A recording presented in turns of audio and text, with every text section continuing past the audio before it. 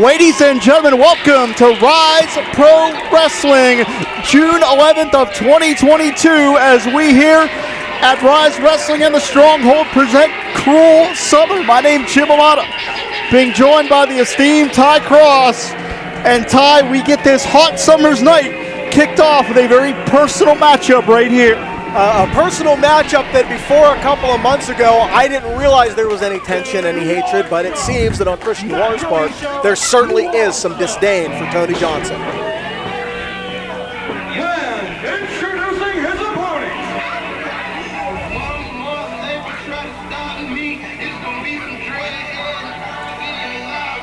From St. Louis, Missouri, weighing in tonight at 195 pounds, is the Iceman, Tony Johnson!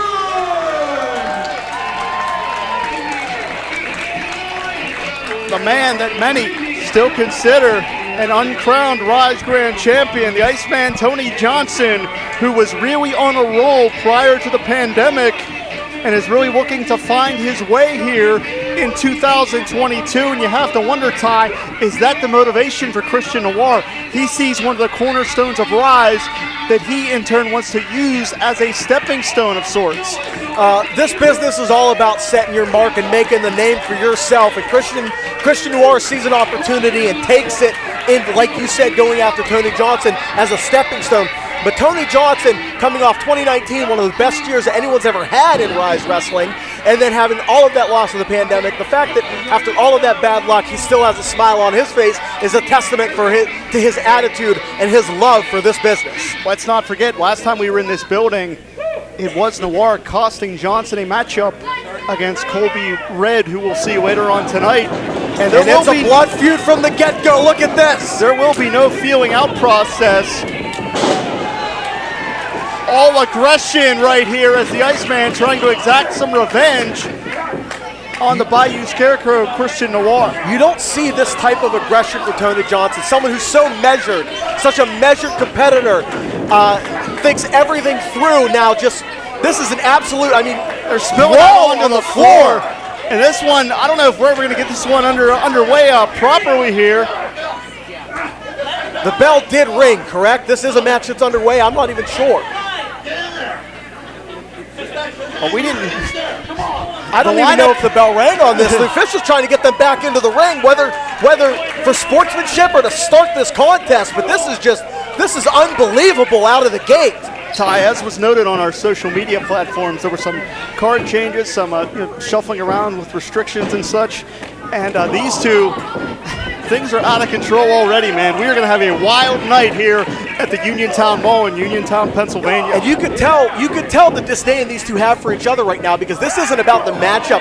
They're risking having this contest thrown out as a no contest with that fighting on the floor, but they don't care. This is about sending each other a message. This is about ending this between each other once and for all. Stiff shot. You heard the impact on those very technically, very savvy done European-style uppercuts.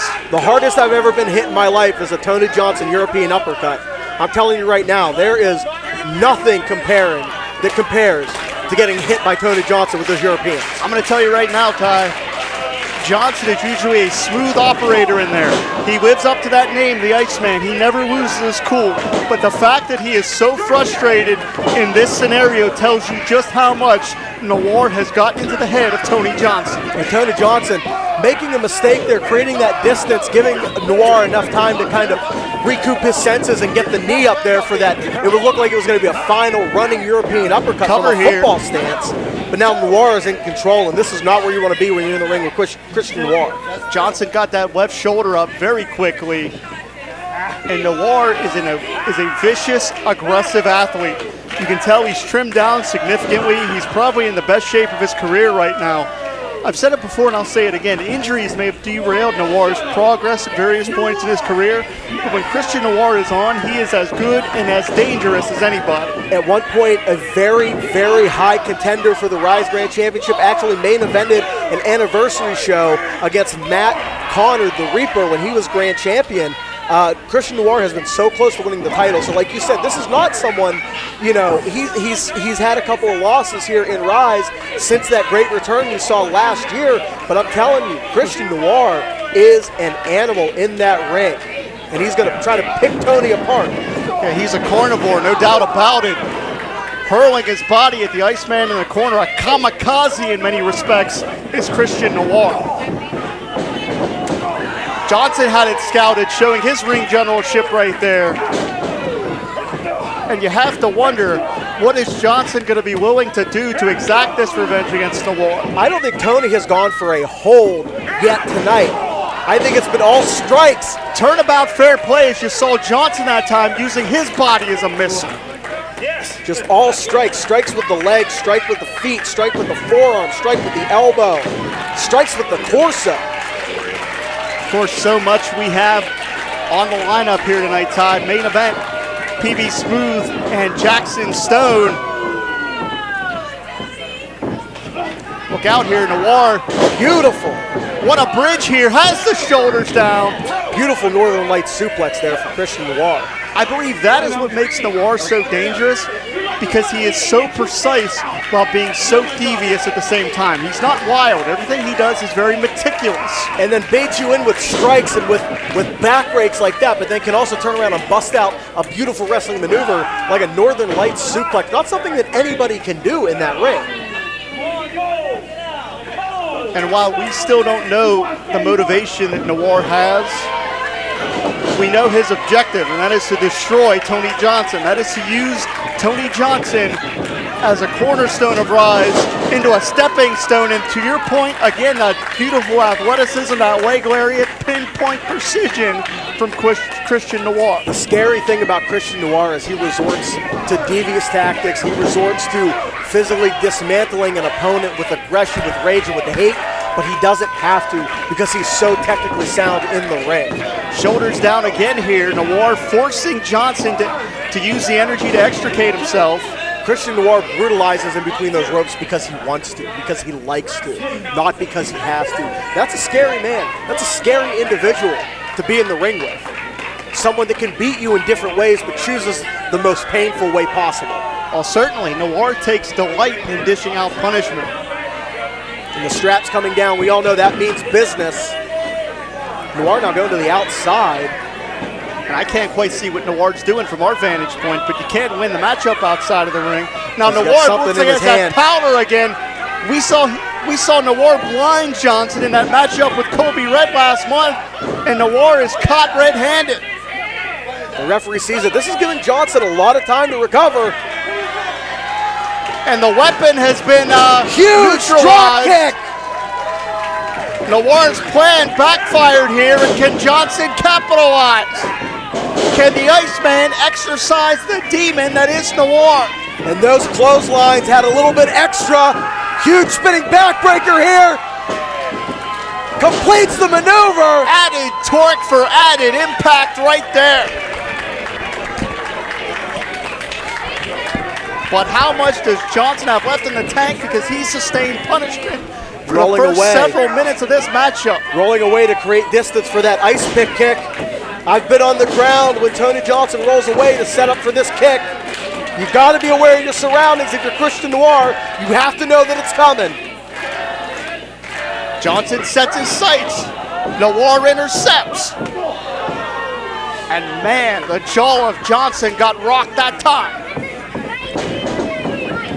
Swing and a miss here, handspring, beautifully done, right upside the dome of Noir. And Noir, I believe, is out cold. Ty, you want to talk about two top-tier athletes? Look how evenly matched these two are.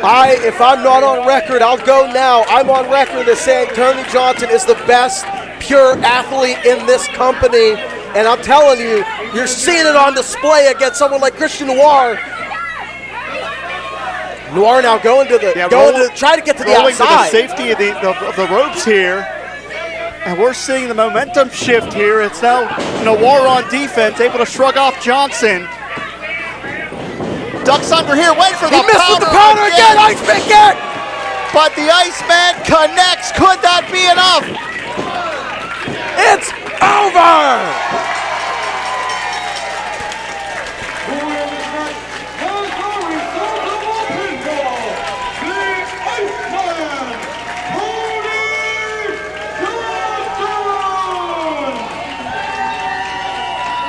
The Iceman gets a measure of revenge against Noir, but you have to wonder, has anything been settled? Is this rivalry over? Does Christian Noir get that win if he doesn't go for the powder, if he doesn't go for the dirty tactics? Tony Johnson is your winner, is still pushing forward for perhaps another shot at the Grand Championship, and Christian Noir is going to have to rethink things here. One thing is for sure, Ty, to agree with your point, Tony Johnson is a perennial contender who always is in the conversation for that Grand Championship.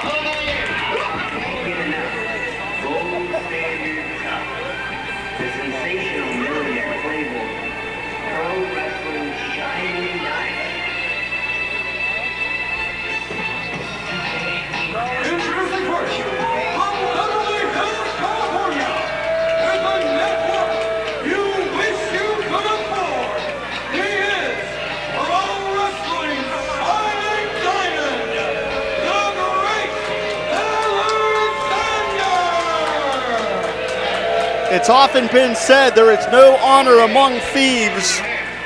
And just about 4 weeks ago in this very building, we saw the Great Success Trio stab their running buddy Joey Sinceri in the back. And word on the street is, Ty, that Sinceri's out of here. He's been exiled from not only the Great Success faction, but from RYSE itself. And the man responsible for that, the man that takes pride in that, is the great Alexander in the ring right there. Well, listen, I gotta say, if new friends are silver and old friends are gold, having a friend like the great Alexander must be diamond, because that right there is the new face of the Great Success, and you're gonna see firsthand how great the great Alexander really is, I believe, in this upcoming contest.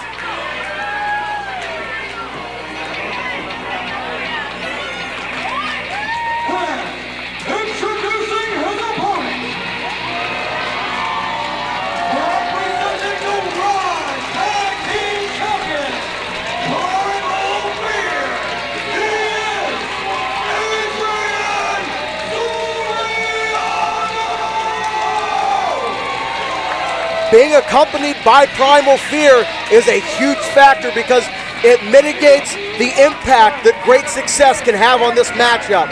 That is a brilliant move by Soriano to bring his partners, his compatriots out here, the RYSE Tag Team Champions, to the ring, because now I believe you have a better chance at seeing a fair one-on-one contest between Soriano and Alexander.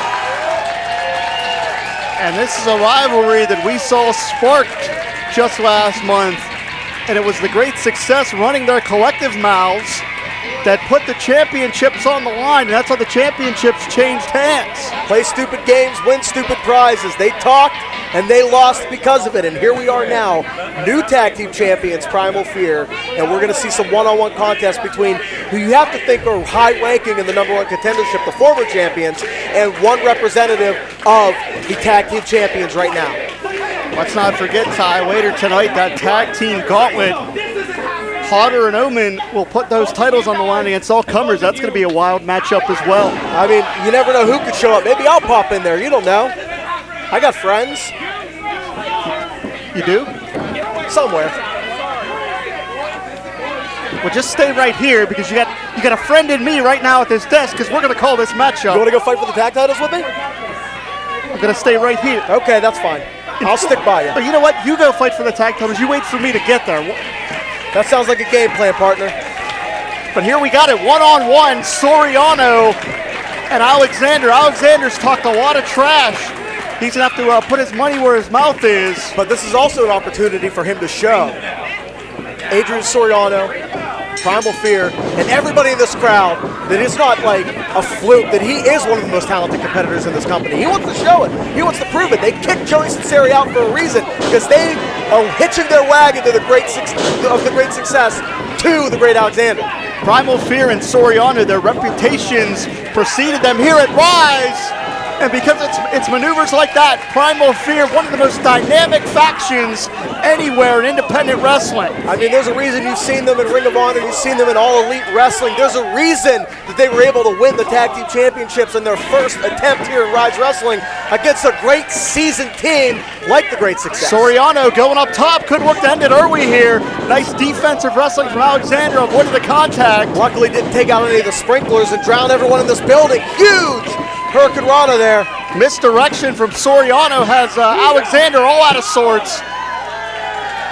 I'll tell you right now, I am not smart enough to call a Primal Fear matchup. They just move too fast for my brain to work. Cross body here, shoulders down, hooks that leg. And you have to wonder if Alexander's regretting talking all of that trash ahead of this contest. Now, if I'm Great Alexander, I'm trying to get out of the ring and take a time out here. You see begging off, trying to say, listen, I just need a breather. And it was all the distraction Alexander needed. Well, one thing we've seen in his young RYSE career is that Alexander can exploit an advantage. Soriano fighting out. Something like that would have taken out a lot of competitors, but not Adrien Soriano, not a member of these wild dogs, Primal Fear. Oh, wow. The upper and middle back just taken out on that top turnbuckle. Diving Death Valley driver, innovative offense from Alexander here, going for that cover. And going for a cover so early shows you that Alexander realizes the level of competition he's in there with. Alexander wants to get the win and get the hell out of here. And if you create a back-to-back, and look at Soriano fighting back, unbelievable. Throwing those body shots, something that you rarely see employed in professional wrestling. Another backbreaker. Now, if you go back-to-back-to-back on a single body part with high-impact maneuvers, you could create, especially in the back, a bulging disc situation. The vertebrae are so sensitive in these kind of situations.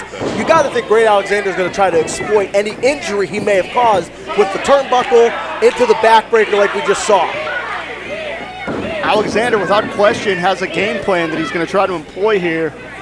And I believe that's why he's dredging the back. With as obnoxious as he is, he's also a very highly touted prospect for that same reason. All that's holding him back now is some experience, and I'm telling you, another year or two, I think, under his belt, and you're looking at a future grand champion in the Great Alexander. Just because he's got all these tools, all he needs now is the wherewithal. Big gains you see there hitting the gym as well. All he needs is the wherewithal in certain situations to be able to capitalize, and this career is going to skyrocket for the Great Alexander. Oh, Alexander cannot take the time to showboat like this. You cannot hesitate with an athlete the level of Soriano. Well, that's the experience factor, I'm telling you. Give it another year or two, he's going to learn. Needs some coaching up. You have to think for both of these teams, both the Great Success and Primal Fear, that this singles matchup could set the tone, the momentum for that tag matchup later on tonight. Strength. Gut right side salto. Alexander hangs on. That's very nicely done. That is an adult man in there that he is throwing around, but look at Soriano. Counter He's got here. the roll-up. Shoulders down. I thought that was 3. Unbelievable. Again, you see how evenly matched these two are because in a matter of seconds, the complexion of this matchup is changing. I mean, even in the physical metrics, height, weight, so many similarities between these two. It's such a fantastic contest to see on paper, and they're absolutely playing that out in the ring tenfold here. Beautiful Blue Thunder backbreaker from Soriano. Taking Alexander for the ride. What are we going to see here? Primal Fear getting fired up in Uniontown. Back of the ear, that shot connected.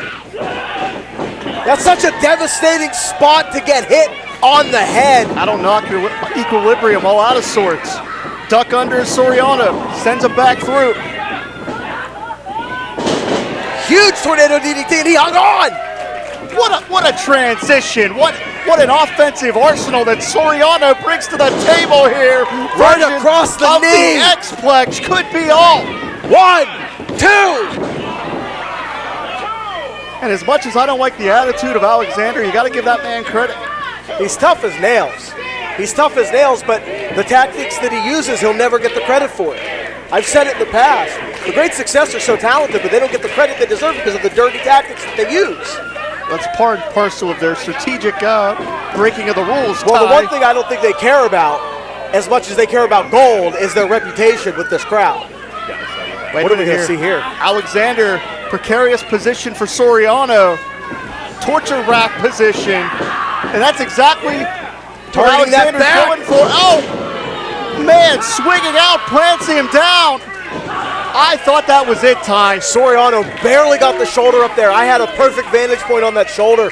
It was up, but to me, it looked milliseconds close.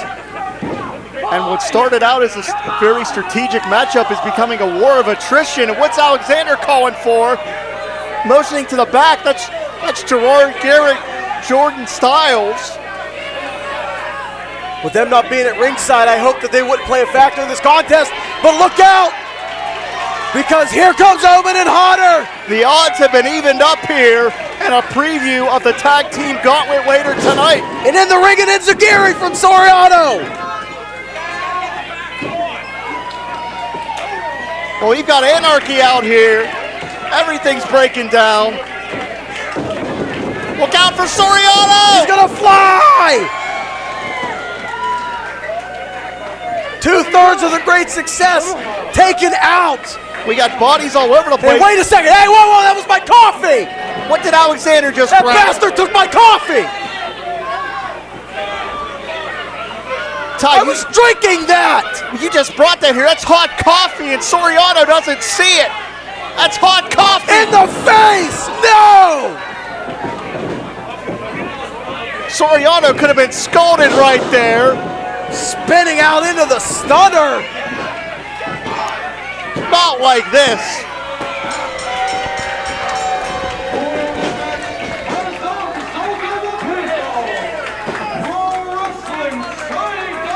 That's hot coffee.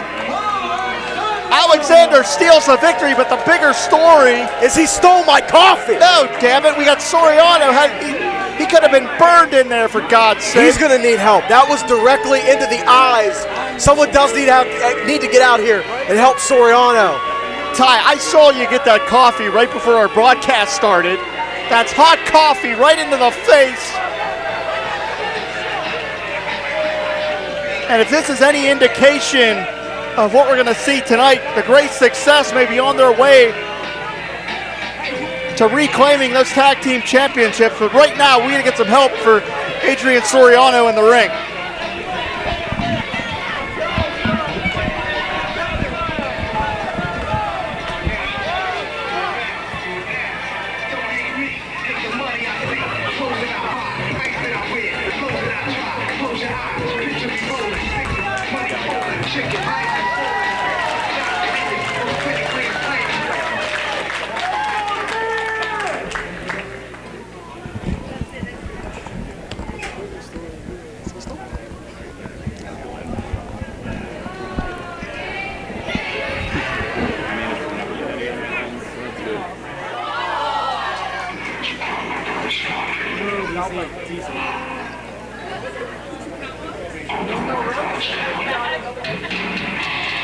Introducing first, accompanied by Benjamin Steele, weighing in at 225 pounds. He is Headshot Colby Red. BC Steele back in the fold tonight alongside Colby Red, who got, I believe, a gigantic win 2 events ago. I was not at the last event, and I have not seen the results, but I know 2 events ago got a gigantic win. Thanks a little help from Christian Noir, but still, beating former RYSE Grand Champion Tony Johnson. You can't balk at that. I don't know what we did to have to tolerate BC Steele or who let him in the building tonight. I'm just happy he's recovered from his injuries that kept him out of his matchup at the last event here at the Stronghold. Introducing his opponent, riding in from Rock, Wyoming, he is the leader of the Cowpoke Posse, Cowpoke! A man that has been adopted by the Uniontown crowd. the Cowpoke posse, as they are called, whenever that giant of a man steps through the curtain. And I say giant of a man not because of his size, but because of his heart and his personality and because of his grasp on this crowd. They love him more than they love almost anyone else in that locker room. The energetic youngster has captured the hearts of those in attendance here, which is why month after month you see him growing as an athlete.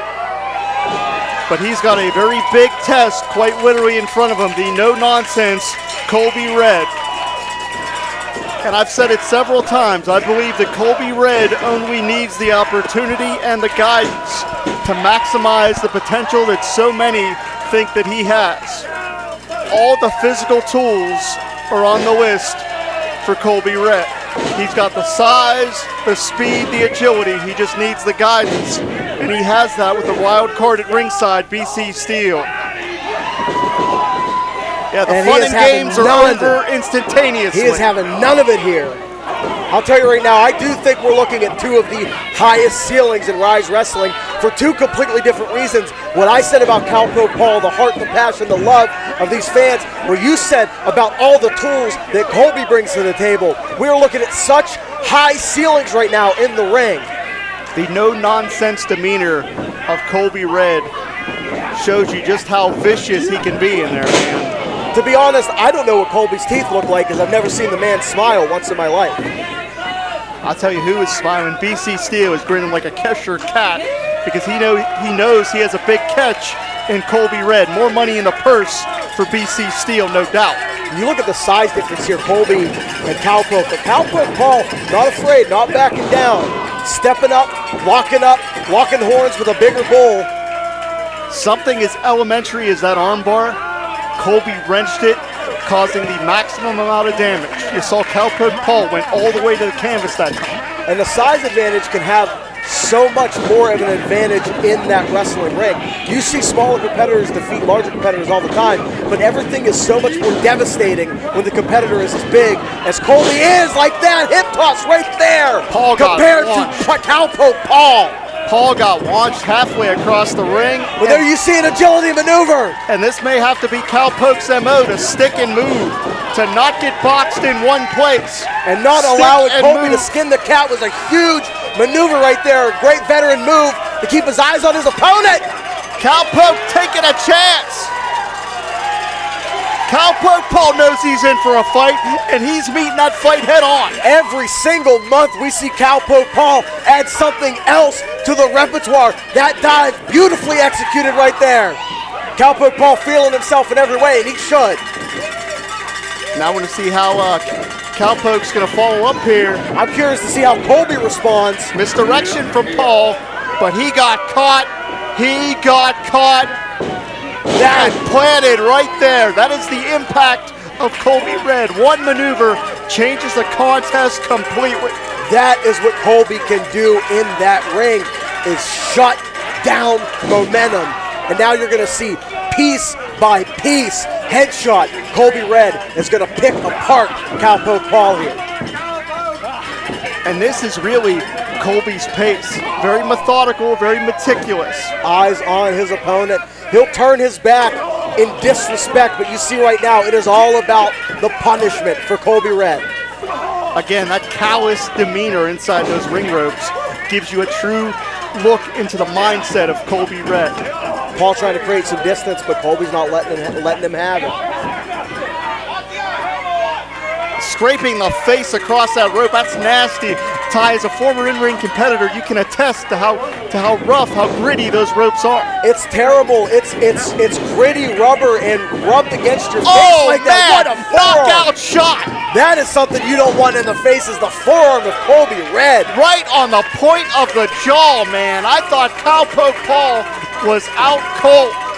I think Paul's heart literally kicked out for him there because I don't think his brain could do it. Paul out the back door, sense of urgency here. Leg sweep. Beautiful leg sweep. Not going to be enough. Colby way too fresh. Going to try to out-technique the bigger opponent here. That may be Cowpoke's only chance as Colby shuts the door again, shuts down the momentum that Cowpoke Paul has made a trademark of his career so far. RYSE is so loaded, top to bottom on this roster, with competitors that bring a unique blend of size, strength, and athleticism and speed. And Colby, you have to think, is on the top of that list with those measurables. He is unbelievably quick, thinks very fast, and you have to be fast thinking in that ring. And we saw it right there with the maneuverability of Colby Red. And as much heart as Cowpoke Paul has, and we've seen it on display here, I don't think that he can exchange shots with Colby Red. You don't want to get boxed in the corner. And I got to admit, Ben, BC Steele, being on his best behavior, as I was about to say it! As I was about to say it, on his best behavior. You want to try that one again? I'm disappointed. I was proud of it. He was coaching, he was doing what was right, and then there you go. I really think that injury from last month wasn't real. Huge Falcon Arrow. It only took you 6 weeks to figure it out. Good job. 2.5. Oh, there you see a chuckle out of Colby Red, laughing almost at how he probably sees this as stupidity now from Cowpoke Paul. Why would you kick out of that? Why would you even bother? You're just going to take more pain, and look at this hold from Colby Red. BC Steele is about as credible as Joel Osteen, okay? BC Steele sells everything for a price. He's giving his services and his guidance to Colby Red for a percentage of his contract. Right now, I think Cowpoke Paul's giving Colby Red a little bit of a run for his money. 2 foot stomps and a raising knee, but no, you see the quickness of Colby Red still makes the difference. Someone that big should not be able to move quite that fast. What fisherman power! Thanks for coming. Oh! And notice how Colby's not getting frustrated. He's grinning at the opportunity to inflict more punishment. I think I see some frustration now. I can't tell. I don't have my glasses on. I wore sunnies today. Yeah, Colby's looking to end it here. Look out. This is going to get ugly. Oh my God! Dropped right on the back of his head. Check his pulse. I don't know how Cowpoke Paul is conscious, let alone moving. We are going to see devastation here. Cowpoke Paul is being absolutely ragdolled. And that grin on the face of Colby Red tells you how much he enjoys it.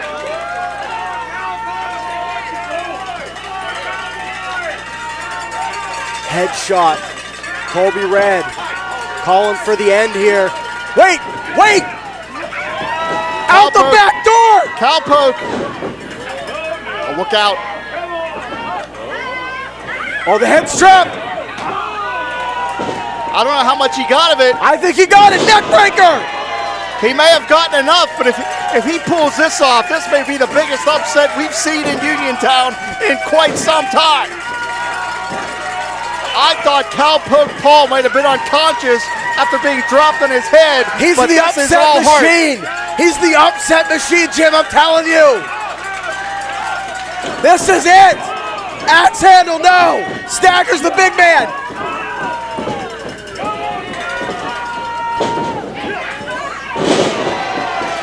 This is unreal, Jim. Where is he finding the strength? Where is he finding the energy?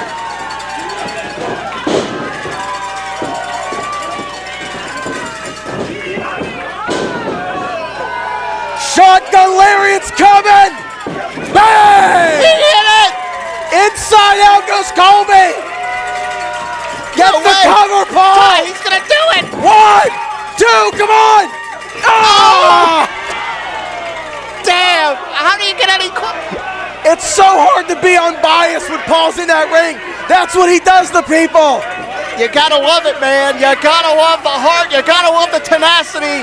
The upset machine is getting ready to saddle up. Oh, no, wait. He got caught. Oh man. No. Pump knee. Right to the face.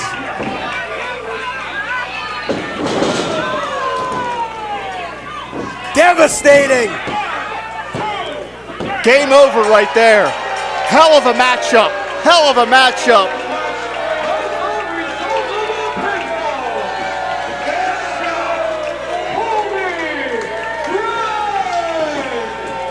That was one of the biggest displays of courage I've seen in a long time. But the bottom line is, Colby Red may be the most dangerous man in RYSE, because you have a dangerous man being guided by a dangerous mind in BC Steele. Introducing first,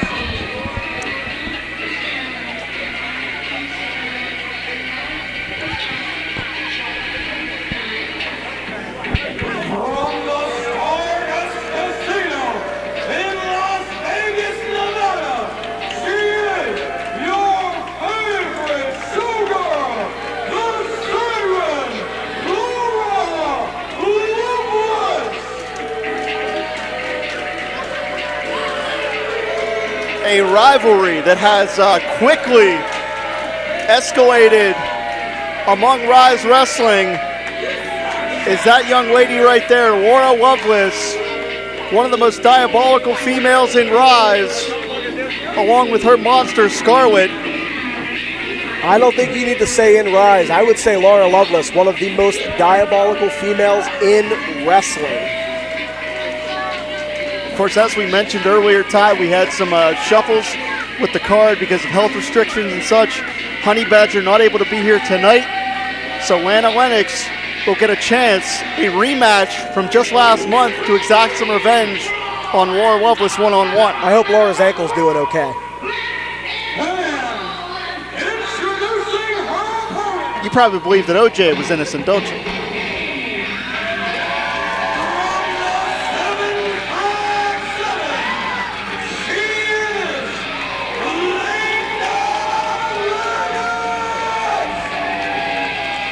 A young lady you may have caught recently on AEW All Elite Wrestling programming.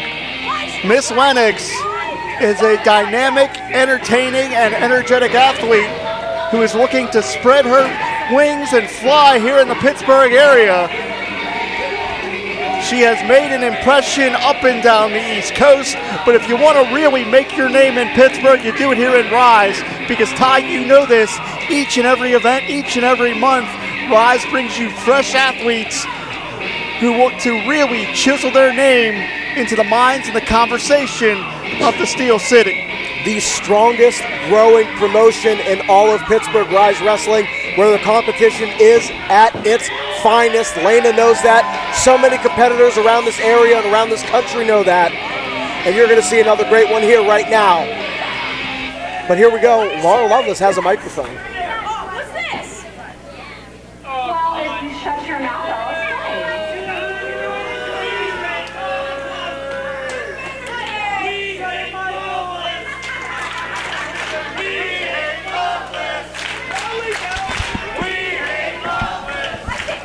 The crowd chanting, "We hate Loveless." It's a little harsh. Hate is a path to the dark side, Jim. you are my fault. So rudely interrupted.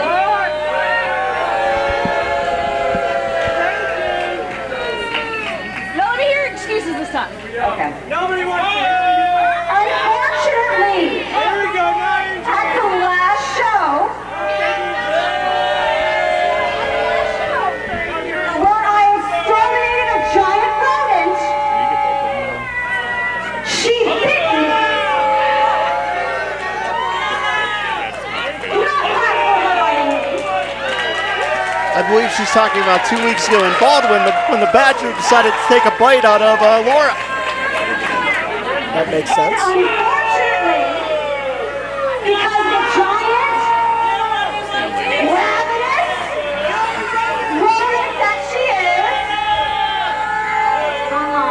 Oh, because she's a badger. At least you're catching up. are you going to have a attack? I unfortunately got this, and I received an infection from that badger. And I called Loveless, Esquire,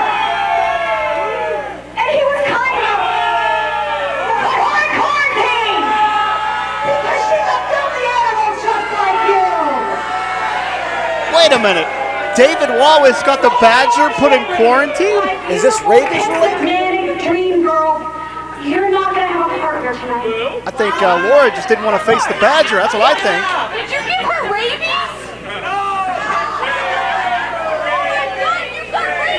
That's not proven. That's not proven. She gave me rabies. She gave me rabies. She gave me rabies. I got a shot. She's stuck in a box someplace. I don't care.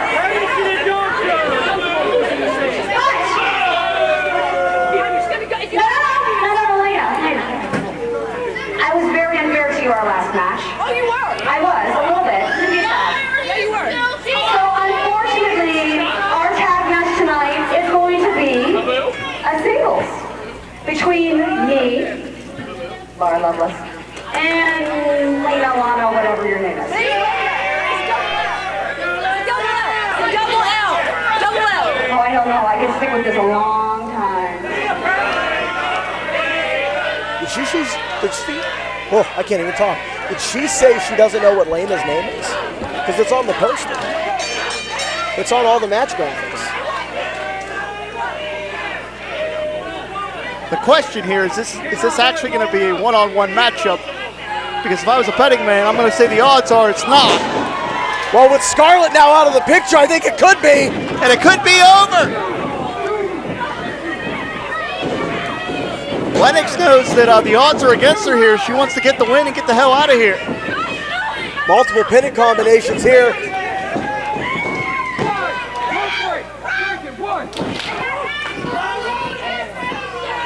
Laura looks like she's fearing for her life here. It's amazing what the boot got caught. It's amazing what a fair contest will do to a competitor.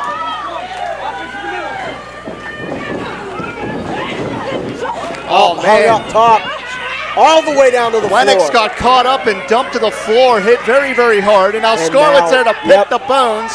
This is exactly what we thought would happen. Brutal cross drop there. And now Laura's going to take advantage. Yeah, she's like a jackal. And this could be over sooner than later here. Jumping on the injured athlete here to try to exploit the advantage.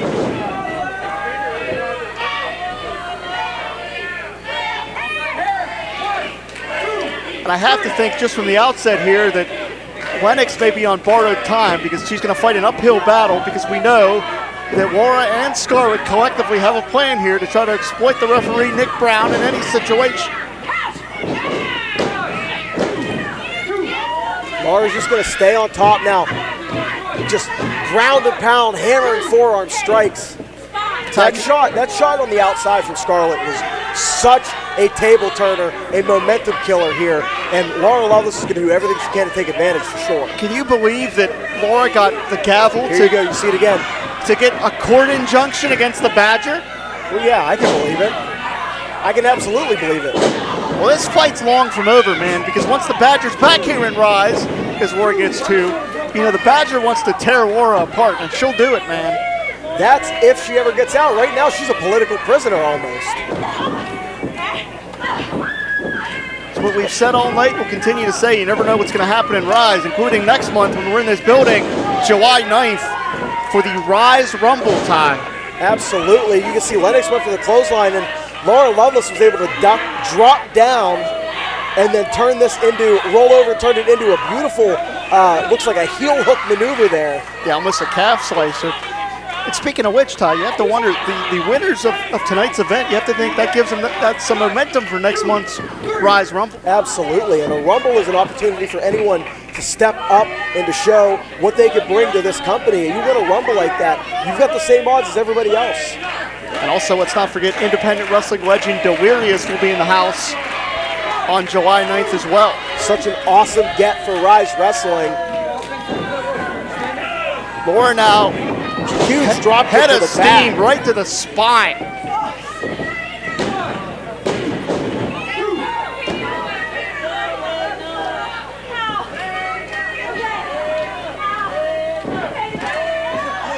Now you can see, once again here, the odds are going to be tilted against here. Come on, man. Scarlett isn't just capitalizing on opportunity. They are creating opportunity for Scarlett to capitalize. It's a great tactic if you can get it to work, and Laura Loveless has gotten it to work so well thus far, but still unable to get the 3 count.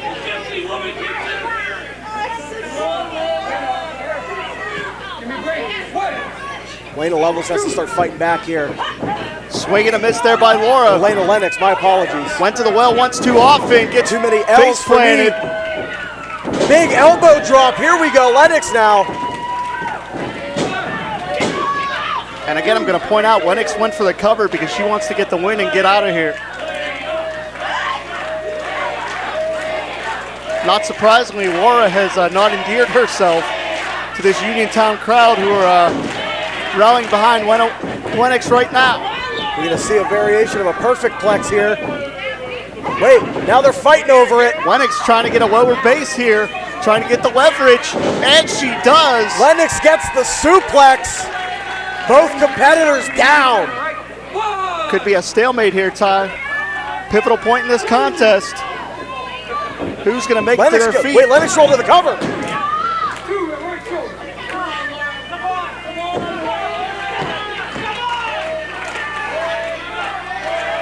Ty, if you're Lennox right now, what's your strategy? Because she really hasn't been able to get out of the blocks since this matchup started.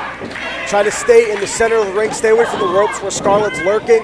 Try to just connect with your big offensive maneuvers as quick as you possibly can and get a victory here. Oh man, just a blatant choke and eye rake. She was trying to asphyxiate Layna Lennox right there. Just blatant choke and trying to grab the windpipe. You got to think Laura Loveless is getting into desperation mode here, not being able to put Lennox away.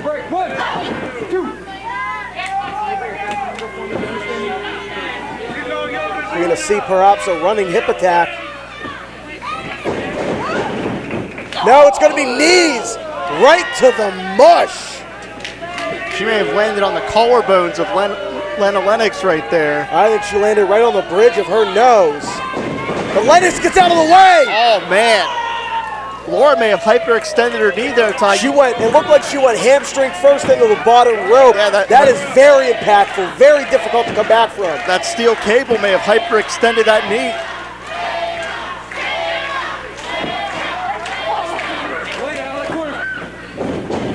There might be a major hamstring issue there for Laura Loveless. Big running knee.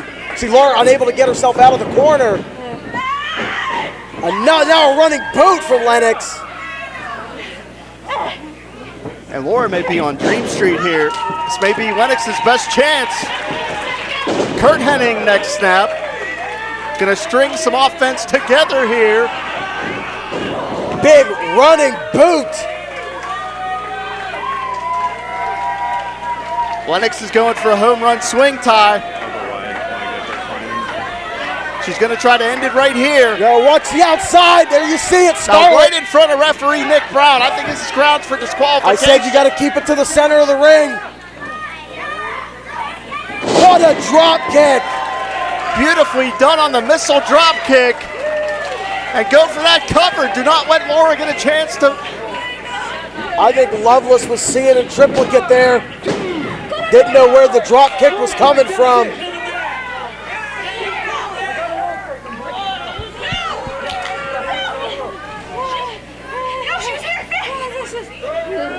Loveless, I think, trying to get to the floor. Laura's heading for lower ground. And this is very smart because when you're in those ropes, you can't be pinned. And I agree with this Uniontown crowd. I think Scarlett needs to get out of here. Well, if the ref Nick Brown ain't gonna do it, Lennox is gonna throw her out. Layna Lennox with that baseball slide drop kick. Lennox turned her back though. What is this gonna be? Dropping her down to the mat, leg drop. Yeah, Lennox landed very awkwardly on her neck right there. And that's it. Over. That is it, Scarlett man. might have had a foot there as well.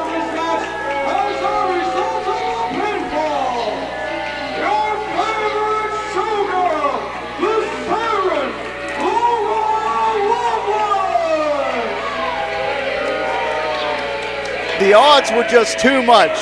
That's the story of this matchup. The odds were too much. I believe Miss Lennox put in a tremendous effort, but she did not have a chance because the odds were stacked against her.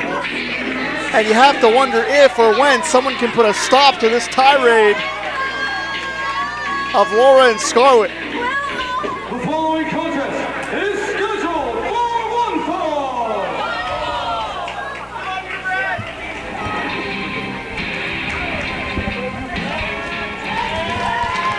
Introducing first, from Cocoa Beach, Florida, weighing in at 185 pounds, no pressure, Chase Oliver! Chase Oliver having one of the best years we have ever seen in RYSE Wrestling so far in this 2022. The five-tool player, Chase Oliver, look at the athleticism. I think you're looking at a future grand champion right there.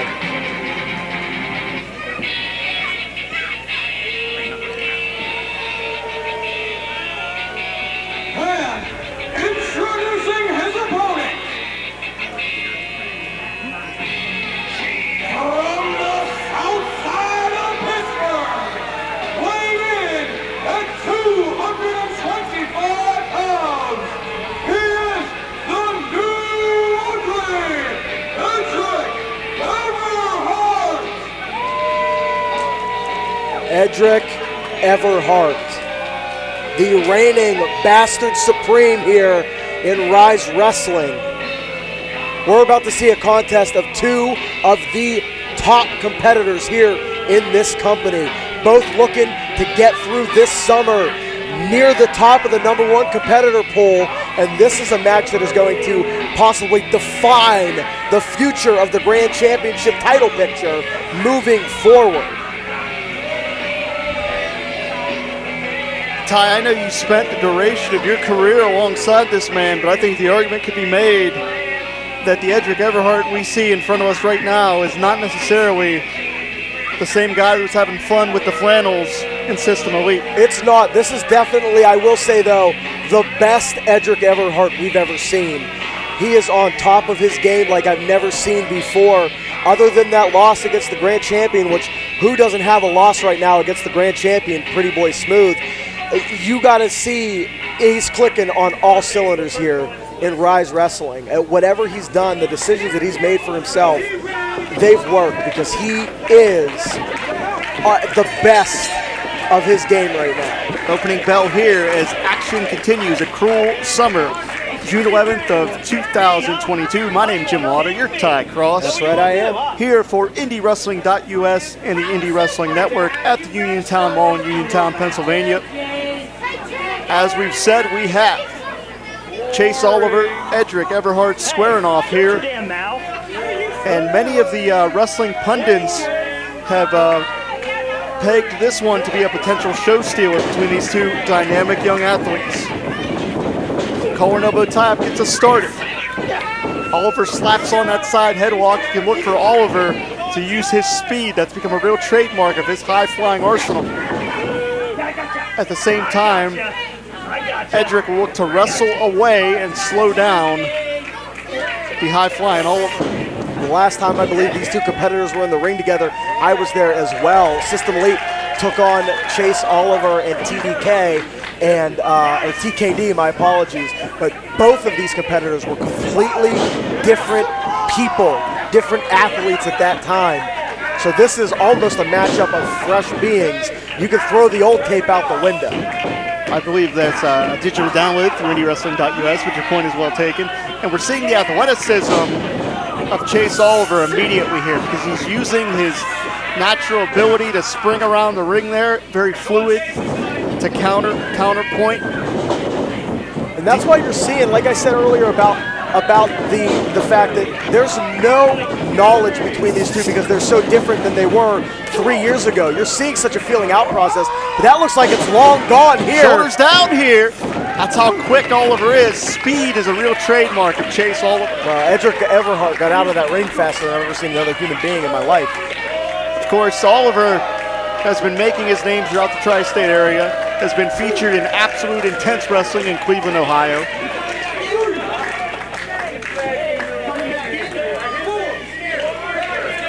Everhart Everhart is the king of taking a minute, by the way, of resetting himself on the outside, utilizing that 10 count, really milking every second he gets out there. My apologies, Jim. Go ahead. Well, Edric is certainly a master of the mind games. That's ultimately what this comes down to.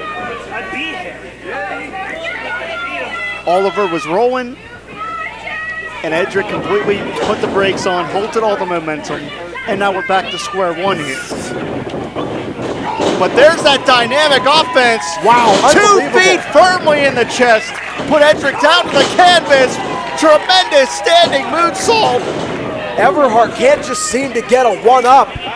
You see, he baited Oliver in with that lockup and then went low with the gut kick, but Oliver right back on it with the enziguri with the big he's drop not safe out there.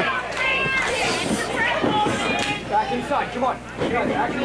Oliver can generate offense from absolutely anywhere.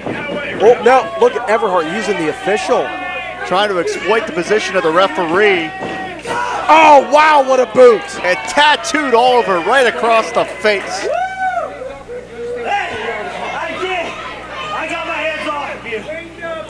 Everhart, like you said, just where Chase Oliver can attack from any point in the ring, Edric Everhart can attack with any point of advantage you can find in the ring, utilizing the referee, utilizing the spacing that he created there, inside to outside, outside to inside, knowing the positioning, able to get that boot, putting Oliver all the way to the floor. I mean, he really is a genius when it comes to utilizing and creating advantages for himself. A ring generalship, no doubt about it. 100%. No doubt about it, man. And this is that nasty side of Edric Everhart. Just looking to rough up Chase Oliver here. I've never seen such aggression in a choke on the ropes like that. Well, you get what you ask for, Edric. Oliver fighting back. This could be the turn of the momentum here. But no, Edric's going to cut it back down. And I believe just the spacing there, you saw how Edric stepped in, the forearm closed the gap, keeping Oliver grounded. Up and over. But like you said, Oliver can create offense from anywhere. Oh, and we're man. seeing it right here. He ran into the knee and got caught right on the point of the jaw here. Shoulders down. Beautiful roll up there. What a transition. It's really those transitions that make Oliver so special. But again, we're seeing Edric trying to slow things down, trying to sap the energy out of Oliver. I don't think that there's another competitor in RYSE Wrestling that makes you put your head on a swivel like Chase Oliver, but Edric's doing it. He's getting hit from different directions, but then you see the game plan. Break it down, sleeper hold. Get the stars shining a little bit in his eyes. Put him to sleep a little bit. Even if you don't get him out here, which he might get him out here, you're going to really throw him off with all of this running and moving and dashing and darting in the ring. We are seeing the chess match, both physically and mentally, between these two competitors right here. Absolutely. Oliver getting a second win here. Oliver works his way back up to a vertical base to neutralize the leverage. Trying to fight his way out. Get some separation. Going for a big Saito suplex. Oliver puts on the brakes, as does Edric. Wow! Blue Thunder bomb! So much torque, so much impact on that Blue Thunder. And just as much tenacity from Oliver to kick out. I mean, you have to think you're looking at potentially future RYSE Grand Champions going one-on-one right now, but it's all going to start here. This victory is so important for either one of these men to really push them to through 2022. I mean, you're looking at two of the highest competitors in the rankings right now, you got to think. I believe Oliver may be hurt here, Ty. Maybe favoring a shoulder, I'm not sure.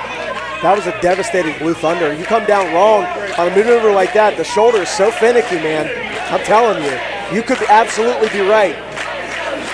There's just no energy in those boots from Oliver. Well, the durability of Chase Oliver is going to be tested here. Oh, wow! I said it earlier and I'll say it again. Offense from any angle. Look at the straight arm from Edric Everhart. That is a sign of a knockout.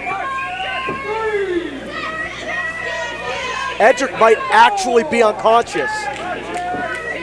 Or the stalemate here, Ty. This might go to a count out, or to a 10 count.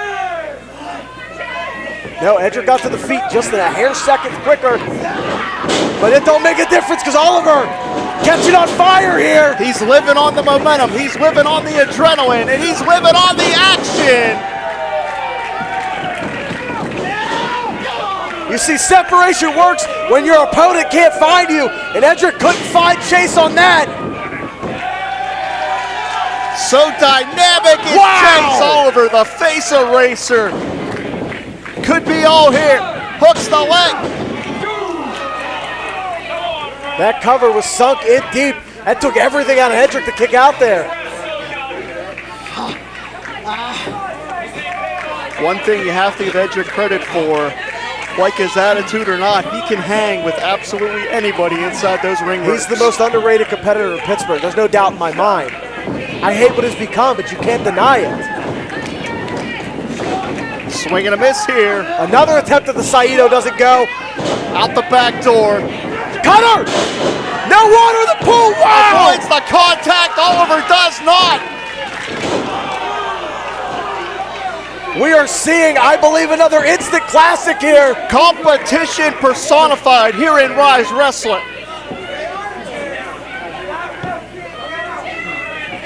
That was a beautiful exchange. Pure professional wrestling right there in the ring. Oliver's got to be thinking, how do I get the win here? How do I get from A to B? It's time to dig even deeper in the playbook. What is Oliver going to come up with? Powerbomb! 1, 2. Wait, Edric hung on to the leg. STF from Edric Everhart. That's a version of the Regal stretch, I believe. And Oliver has absolutely nowhere to go. Right in the center of the ring, Chase Oliver is on an island. This could be it. Chase, that's a lot of body weight. Edric put on so much mass. The pain is etched on the face of Chase Oliver as Edric wrenches away. Edric's gonna go back to the ankle, try to draw Chase back into the middle. Sense of urgency here from Oliver. But Edric beat him to the punch here. Wait, this is a pinfall. The momentum tilting back and forth as we go along here. Backslide.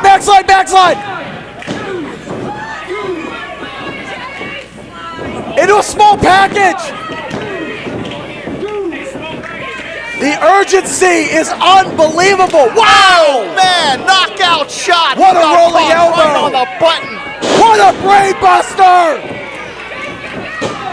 It's over! No! Wow! I don't know where Oliver got it from, but he kicked out. What a series of offensive maneuvers from the new Ugly. This is unbelievable. Seamless offense from Edric Everhart, and what a matchup we are having the privilege to call right now. And what I just said about Oliver a little bit ago, Edric has to be wondering, how do I get from A to B, from where I am now to the finish line? This crowd firmly behind Chase Oliver, but I don't think that bothers Edric one bit.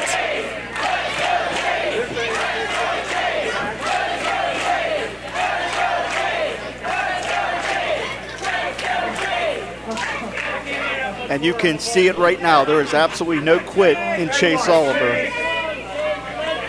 Oliver is literally pulling himself up by the ropes, but he's not going to quit. He might feel no pressure, but I'm telling you, he feels pain right now. Edric Everhart. You can see the welts on the body of Oliver as well. Edric Everhart puts a punishment, but there's a boot. Edric got a little overzealous, got caught, but quickly cuts Oliver off. And you got to think the punishment that Oliver's taken really slowed him down, his ability to get to that top rope, giving Edric just enough time to recover. High risk situation here. Don't take out those sprinklers, Edric.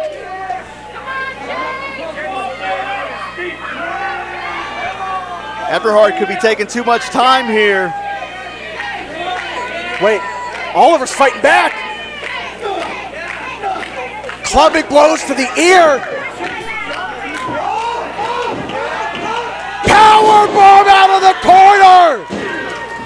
Wow, what a kick out! Unbelievable. This is a matchup right here we're going to be talking about for quite some time. And now it's Oliver questioning, where is the home run swing? Where does he have to go? And Oliver is perched right now. He went for the shooting star and he wasn't out. 450, there was no water in the 450, pool. I'm sorry. And I believe Oliver may have landed very badly on the canvas that time. This gives Edric the opening. He went for the cutter, but no. He turned it into a backslide. Shoulders down. He got him.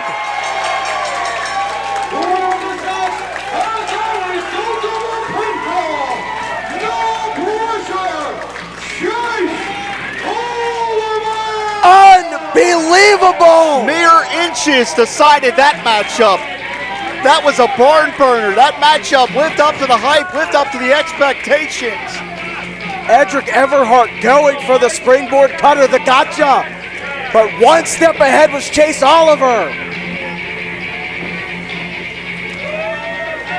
And man, does Oliver have some momentum rolling into July 9th.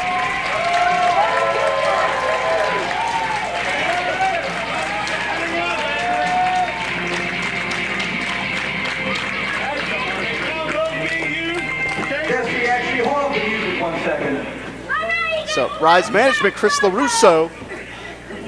He's not on my run sheet. Gentlemen, that was an excellent match. Give it up for both these guys. Don't go anywhere, Chase.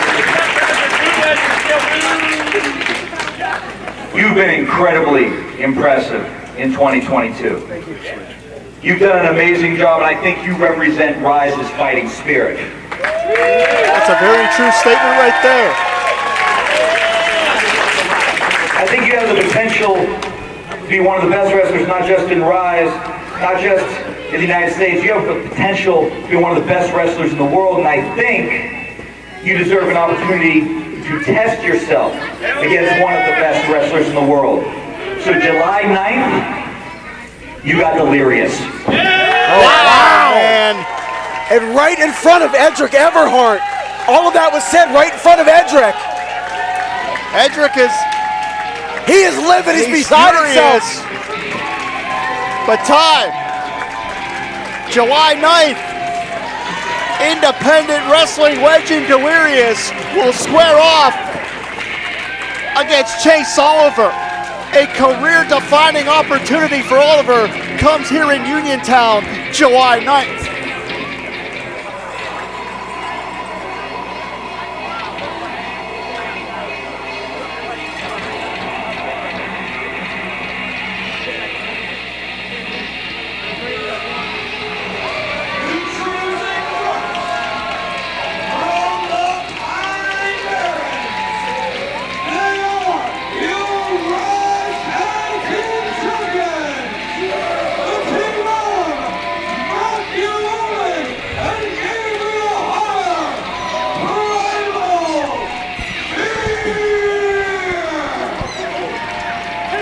Back here, second half of RYSE Wrestling's Cruel Summer, June 11th, 2022.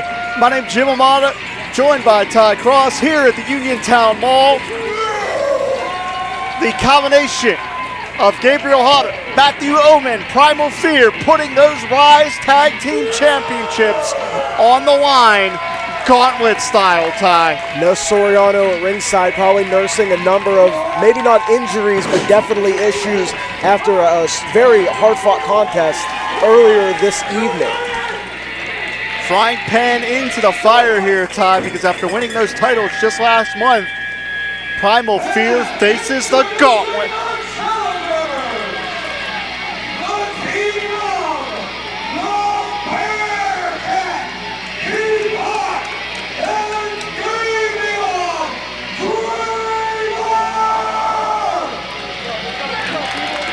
And we talked about the card shuffle here.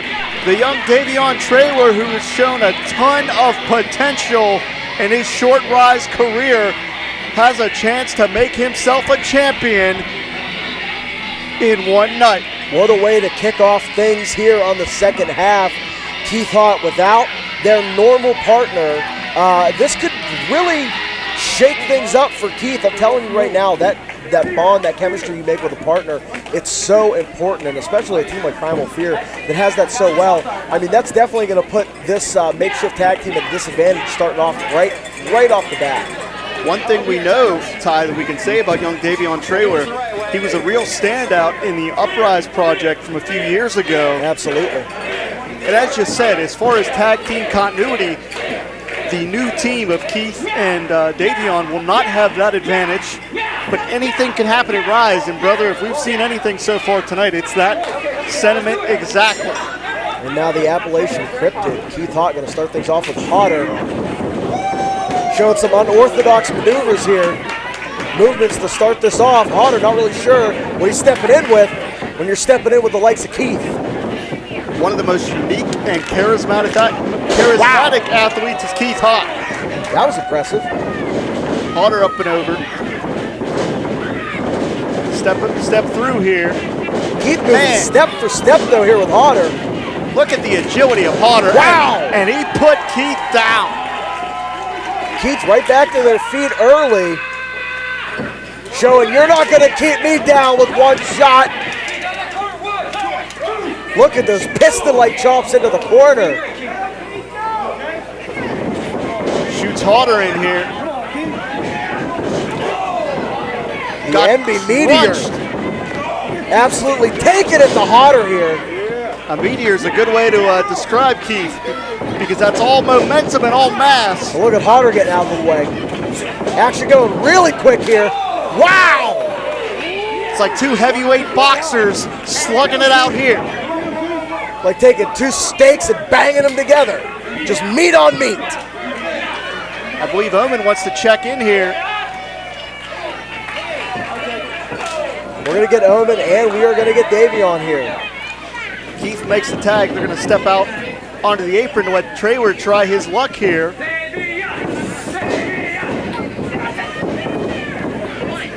And Davion Traylor from the frying pan into the fire. Excuse me, easy for me to say.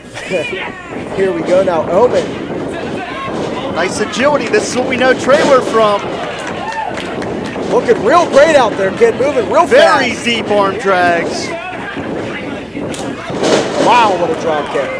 I think Omen probably, I mean, there's really no tape on Davion Traylor so far. So Omen's not really knowing what to expect here. Doesn't know what the offensive maneuvers are, the repertoire. So everything's going to be fresh. And you can see you're going to have to throw some unorthodox movements of your own out there to catch Davion off guard like Omen just did. Man, tattooed with that drop kick. The champion's going to have to run the gauntlet, and this first matchup is a tall task in and of itself. Big, huge Northern Lights throw. A lot of power, a lot of acceleration from Matthew Omen. Not even worried about the bridge, just getting that toss, maximum height, maximum impact. Ty, let me ask you, because you were a tag team specialist throughout your career, what is the strategy in a tag team gauntlet? How do you weather the storm? You got to try to get wins quickly. You got to really try to save your energy, save that momentum that you're garnering, that kinetic energy. You got to hold on to it as long as you can. You see, Primal Fear's issue that I think could hinder them in the long run here if they continue past this first matchup. Keith up and over. They hit the floor very, very hard that time. Primal Fear uses so much energy with every movement, every maneuver. They go so fast. It's going to be difficult to maintain that for the duration of a gauntlet match like this. Rolling tumbleweed on the floor. Hodder showing no ill effects from hitting the floor right there. I mean, when you got Keith Hodder underneath you, you're not going to hit the floor too hard. Davion fighting back here. And Ty, again, I'm going to lean on your tag team expertise. If you're Keith Haught, what are they thinking right now when you have a brand new tag team partner in Davion Traylor? Just try to call out advice. If they can get back up to the apron, try to call out advice, but this one might be over here. It is. There was a lot of effort, a lot of potential, a lot of skill shown by Davion Traylor, but he was just outmatched. He stepped up to the challenge, took the opportunity, absolutely, and you got to give him credit for that. But he was just outmatched. And Keith will eventually get that opportunity for the titles once again. But well, I think they are a perennial contender for those tag belts at any time. Now wait a second. But what are we seeing here? I think this is the great success. From our vantage point, I'm trying to see what... Wait a second, whoa! Wait a minute, Styles and Coming Gerard out of the Garrett audience. hit from the back door here. I mean, that was, I gotta admit, that was magnificent, and they're looking successful so far. Let's not forget, as we mentioned earlier in this night, it was the great success that had egg all over their face when they talked themselves. He's got my coffee cup. That's what Trey you're worried Alexander's got my coffee cup. We've got a tag team gauntlet match in the ring, and you're worried about refreshments. It's my coffee cup. I'll hit the concession stand and give you $2, pal. Well, that's Come all on. I ask for. Be reimbursed. This is not looking good for Primal Fear, though, because when you've got young, fresh talent in the ring, wow, straight down on the tailbone. That is an awful, awful landing for Hodder. And you can see Omen not even on the apron. Not looking good for Primal Fear to move on here. Gerard Garrett, Ty, I'm going to tell you what. This kid is really a blue chip athlete. We are just now getting to know him here in RYSE, but his reputation throughout the Pittsburgh scene is he's somebody that's touted as a future champion, and that may be the case we're seeing right here. You could see it very well tonight. Very tactful, very well conditioned. He won't make any big mistakes. No rookie mistakes despite being in the formative years of his career. Gerard Garrett has been highly touted from insiders of the wrestling business. And here comes another huge talent in this company, Jordan Styles. Someone else who doesn't get the credit that he deserves for his abilities in the ring because of the tactics that they use, man. I'm telling you, Jordan Styles, super talented individual. When it comes to tag team continuity, the great success may be at the top of the food chain in the tag team division, but it's results that matter. Oh, but still regaining some resolve there. And in on the this apron. leg, cover here, in this leg of the gauntlet, we're going to find out if the great success can put themselves on a path to reclaim those championships. From what I understand, there's going to be 5 teams involved here, so we've got 3 more.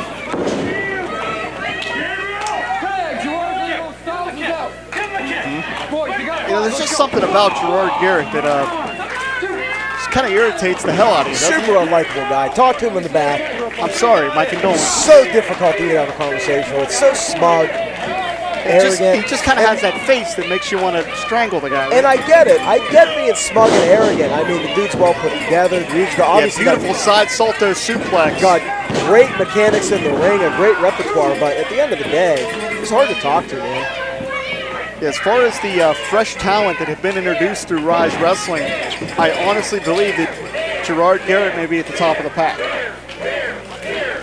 Hodder's in some trouble here, some real actual trouble if he can't create some separation, maybe try to get a tag here. Now, if I recall correctly, Ty, you have been in gauntlet matches before. Yes, I have. We won the inaugural Stomp Out Cancer Gauntlet tag team matchup for the first Stomp Out Cancer, Edric and myself. So I've been in them before. They're not easy. We were lucky to be near the end of the line. Definitely not the position Primal Fear's in. I've never been in that position in a gauntlet match. I can tell you, it is so difficult to even win from where we were. I think we were third to last. To start a match like this, if they're able to pull this off, I mean, I will absolutely tip my hat because this is a huge ask for the tag team champions. And you can see that's not going to help at all. One of the things I want to just get your thoughts on, because as you said, you were in a tag gauntlet a few years ago at the great Stomp Out Cancer event. And I was on the call and I was tired after just doing commentary for such a grueling match. How do you think that either of these teams have prepared, like cardio-wise, etc.? It's 100% prepared for cardio. You're gonna know your moves. You're gonna know what you do in the ring. It's just about how long can you last. And in the tag team environment, your cardio isn't quite as important. I was successful as a tag team wrestler without having the best physique, without having the best wind, because I was able to get out of the ring once in a while. But when you extend that to the length of a gauntlet match, it really takes that advantage out for you. And you really got to rely on your tank. Now, Primal Fear, those are two guys that look like they got a pretty deep tank when it comes to lasting in the ring, but this is not something that they're used to, having to put forth this much exertion, this much effort. It's gonna be a learning curve for them, I think, if they don't have a lot of Gauntlet experience. Well, Gabriel Hodder, worse for wear, made the tag to Omen, but it's not really a sprint, it's a marathon here. Even if Primal Fear gets through the great success in this leg of the Gauntlet, how in the world will Gabriel Hodder summon the energy to continue? I don't think that Primal Fear knows how to not sprint. Everything is a sprint for them. Gerard Garrett here, very tactful, very resourceful. But in a tortoise and hare type situation, is that going to come back to bite them? Wow! Huge power from Jordan Styles. And if the great success moves on here, they still have 2 more teams that they have to get through in order to get back their tag titles. So really neither team in this situation is really in a great spot here. Something that I reiterated in a write-up at the RYSE and ringside, which you can view on the RYSE social. Wait a minute here. Wait, did they refill it with coffee? Wow! Jordan Styles took the shot. Magnificent is knocked off the apron. Miscue from the great success could pay dearly here. Big knees in stereo. Jordan got sandwiched, and good night. Primal Fear moving on. Here we go now.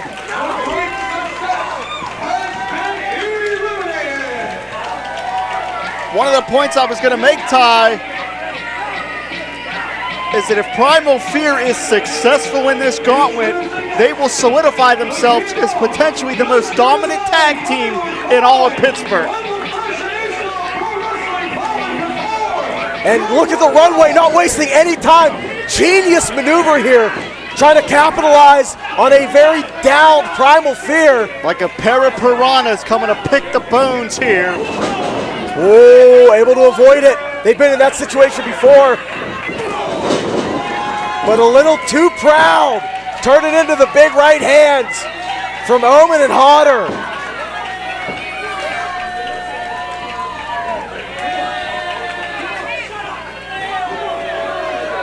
And I believe after that jump start, the Runway is going to try to settle in here.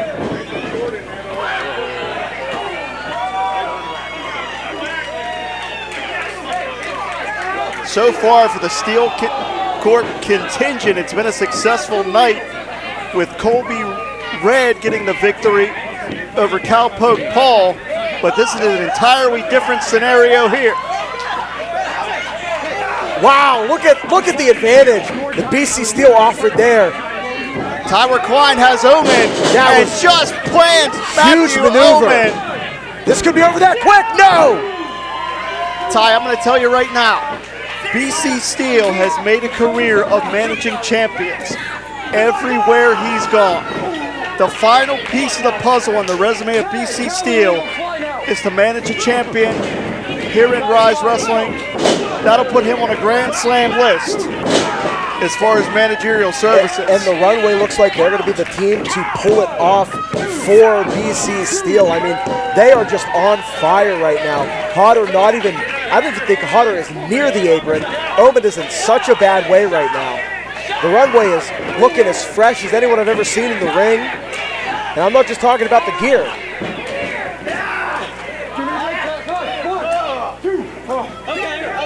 And quite frankly, Ty, to be perfectly direct with you, I believe the Runway had been on the cusp of championship success for several months here. This may be their destiny to walk out of here with some gold by hook or by crook. Calvin Couture alone has been so close to singles and tag gold.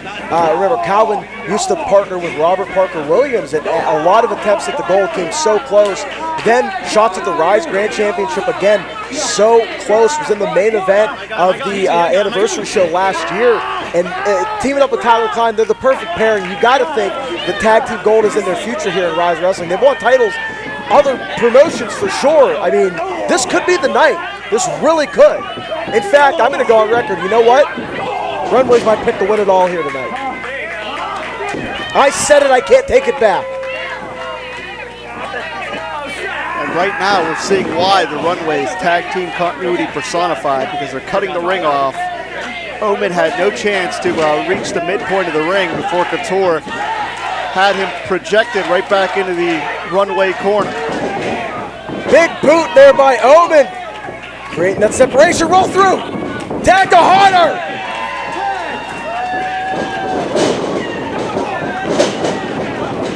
Hodder now on some fresh legs. Ooh, there's a shot to the gut, wow. And this is where that war of attrition of a gauntlet scenario can come into play. The runway is fresh, and Primal Fear, they started this thing. They've already been through 2 teams. And Omen makes the tag, and I believe he's down on the floor. Klein got caught with a back elbow, which you see on Dream Street. Every single maneuver that Hodder hits, he's got to take a deep breath because, he has just been in there for so long. Oh, there, look at the back gave out. The back gave out. And this may be a critical moment here, Ty. This may be a critical moment for the future of the RYSE Tag Team Championships. Pick him up. I got it. Let's end this. Let's end this. You and Edric Everhart were a part of the first RYSE Tag Championships. There's a lineage here for sure. Omen's back! I apologize to cut you off. That caught me so off guard. I caught the runway off guard. Wild card at ringside. BC getting involved. Couture dumps Omen to the floor. Hodder's alone in the ring. Ukrainian leg sweep knee combination. That's a trademark of the runway. And we will have new champions. We are going to have new champs. Unbelievable. Primal Fear was able to beat 2 teams in defending their titles, but 3 was just too much to overcome. Unbelievable. But the celebration for the runway is rather brief. And now here comes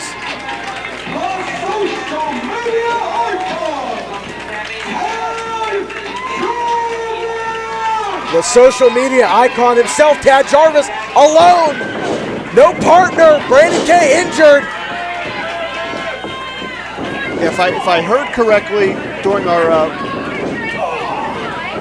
announcements before we got started with the in-ring action, Brandon re-injuring a knee or a leg, I believe. Correct? It was a foot injury, I believe, was what Chris announced. Wait a second. Look at this. What a maneuver from the social media icon himself. We talked about Tad Jarvis evolving as an athlete in 2022. And that's what we're seeing here, because we would have not seen maneuvers and fluidity like this in the past. Tad Jarvis has been putting in the training hours, and the results show. Definitely up in the running for most improved of 2022. BC Steele throwing a temper tantrum. So much for that those injuries he had that prevented him from being here.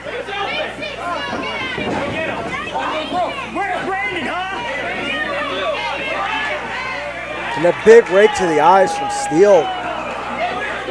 Calvin Couture manipulating the official there. It's such a difficult position for any official to be in when a competitor grabs you and has something to tell you. You have to take the time to listen because it could be an injury. It's so hard for an official in those situations. Tad Jarvis is in a bad way here with nowhere to tag out. He needed to try to get that win early, and it just didn't happen. Well, not that I'm blaming Brandon, because if he's not medically cleared, he's not medically cleared. His hands are tied. But one way or another, even unintentionally, Tad Jarvis was left high and dry. Brandon's not here for him, so therefore the runway has a total advantage in this leg of the gauntlet. Well, and Tad Jarvis couldn't back out of this opportunity. If he can't find a partner, he had to still take it, even if he's climbing all the way uphill, even if he's going to crawl uphill, scratch and claw. You can't pass up an opportunity for the titles like this, because anything can happen. A flash pin, a fluke win, doesn't matter. You win this matchup, you are the tag team champions. You can't just step aside and let anyone else have that opportunity. And I'll tell you why, because championship opportunities are rare to come by. They really are. And you know that as well as anybody, because you saw the process of how the tag rankings work during your reign as the inaugural RYSE Tag Team Champions. We had one opportunity to take the tag team championships, and we seized it in a big way. We used some pretty dirty underhanded tactics, but we did what we had to do because they are so few and far between. We seized our one opportunity, and we carried those titles until they were taken from us. But I'll tell you what, sometimes when you're in that situation, you don't have a choice And for someone that values gold as much as we did at the time, as much as the Runway does, I'll tell you what. As if the Runway didn't need more of an advantage, Tyler Klein using that measuring tape to try to choke out Tad Jarvis. And when was the last time the Runway had an opportunity to tag titles? You don't let these slip by.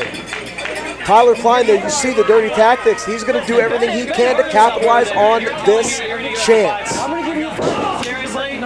are you talking about? Couture's arguing with Nick Brown, which Nick Brown needs to assert some authority here. They're going to go for that finish maneuver again, but it didn't work. Miscue from the Runway. Tad Jarvis has to seize this chance.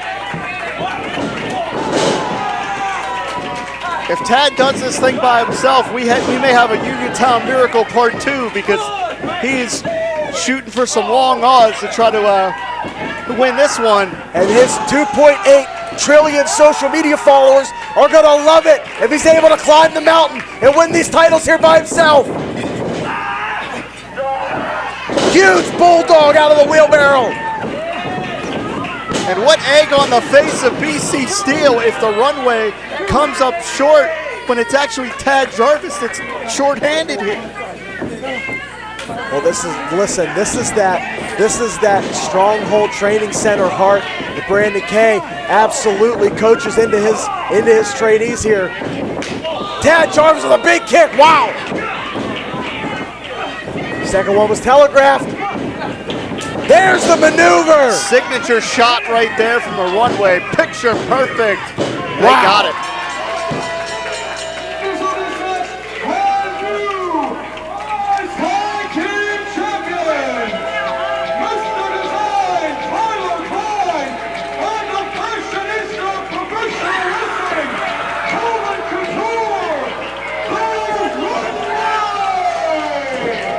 Primal Fear had to fight their way through two other teams. Tad Jarvis was at a disadvantage, but none of that matters. Ty, I'm going to tell you why. Like it or not, the results are the Runway, Calvin Couture, Tyler Klein are the RYSE Tag Team Champions. And you could argue long overdue for a team as great as this team is. The final piece on the resume of BC Steele has been added. He has now officially managed champions in every major promotion in Pittsburgh throughout his 22 years in the wrestling business. And I'm going to go on record and saying one more thing. Whether the wrestling world knows it or not, the Runway are one of the absolute best tag teams anywhere, not just in Pittsburgh, but anywhere on the wrestling scene today. And those RYSE tag belts are the stamp of approval. I agree 100%, and I got to tell you, Calvin Couture, nobody's worked harder in this company, and I hate to see the way they got the titles, but I am happy for Calvin.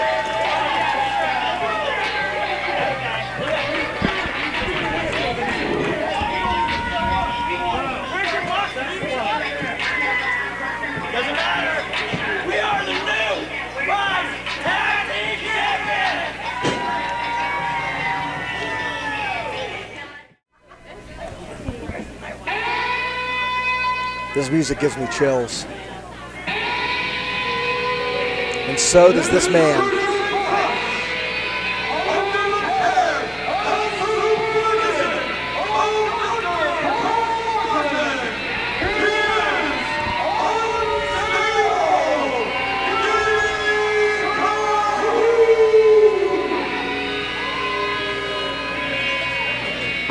We were told that the good doctor is not in the building. I don't know if that's better or worse. Yeah, that makes you wonder just where the hell is Carl Martin and what does he have planned? What does that mean for Geddy Cahoon? Is he going to be crazier or is he off the leash?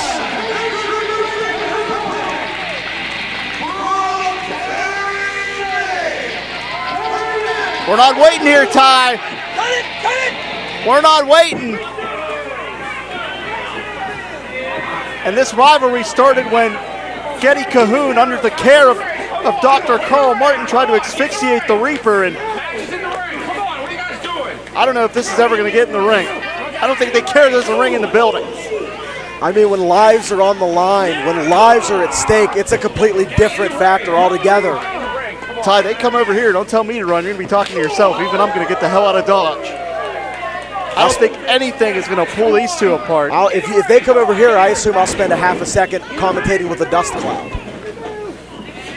And somehow this thing is, I believe, coincidentally made its way in the ring. Thank goodness. Well, we have an official bell, but I don't know how long that's going to last. And Matt Conard now is seeing red. I don't blame him one bit. Cahoon and Conard don't care about the rules of wrestling matchup.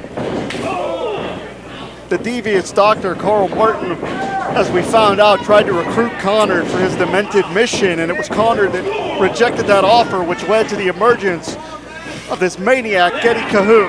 Well, and there's a level of crazy in all of us in this business of professional wrestling. Wow! Oh, unbelievable. Man. Some more than others. Matt Conard dresses up like a Reaper and comes to the ring. I mean, there's a lot to work with. Cahoon smacked his back very hard off the apron. Carl Martin has to see an absolute plethora of issues that he can work with and Frankenstein and devastate here with Matt Conard. When you look at a competitor, like I said, that dresses up as the Grim Reaper before he comes to the ring. This is a hard-hitting matchup that we expected right here. I get the fascination, but it went too far too quickly. And Matt Conard, I mean, I think Matt Conard's out for blood Look tonight. at the welts on the body of Geddy Cahoon. Just mere minutes into this matchup, Cahoon showing the wounds of war between these two.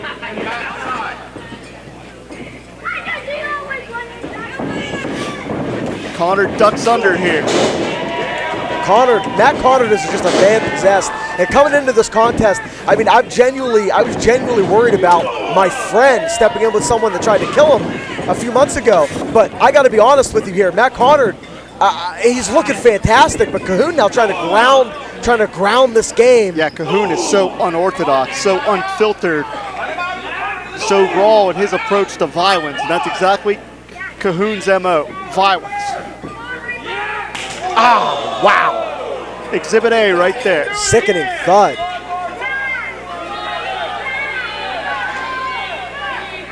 I wonder what Geddy Cahoon is hearing inside that head of his.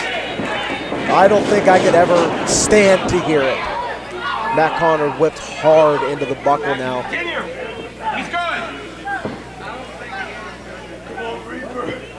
And somewhere, Carl Martin is watching this matchup with a smile on his face. This is going to be a difficult match for me to call because I'm so concerned about my friend and who he's in the ring with that it's difficult for me to sit here and watch. Obviously, I can't, nor would I involve myself after seeing the devastation that this man can bring in that ring. But I mean, it's difficult to watch. Matt Conard's been in tough situations before. When you're in there with someone like Geddy Cahoon, it's a different ballgame altogether. Oh, no doubt about it. Conard's one of the toughest RYSE wrestlers we've seen in the history of this organization. But I don't know if anyone could be prepared for the maniacal assault of Geddy Cahoon. As far as you stay here, brother, because you got a beautiful young daughter. You got another child on the way. Yeah, I mean, Geddy Cahoon, that means nothing to Geddy Cahoon. No, not at all. Geddy Cahoon would end me in a heartbeat if I got anywhere near in the way of this. And I made the mistake of putting myself in between Cahoon and Conard before when oh my goodness! Oh, Conard able to fight out. Act of self-preservation there. And that shoulder was injured at the last event here at the Stronghold. Conard so you gotta wonder. Caught.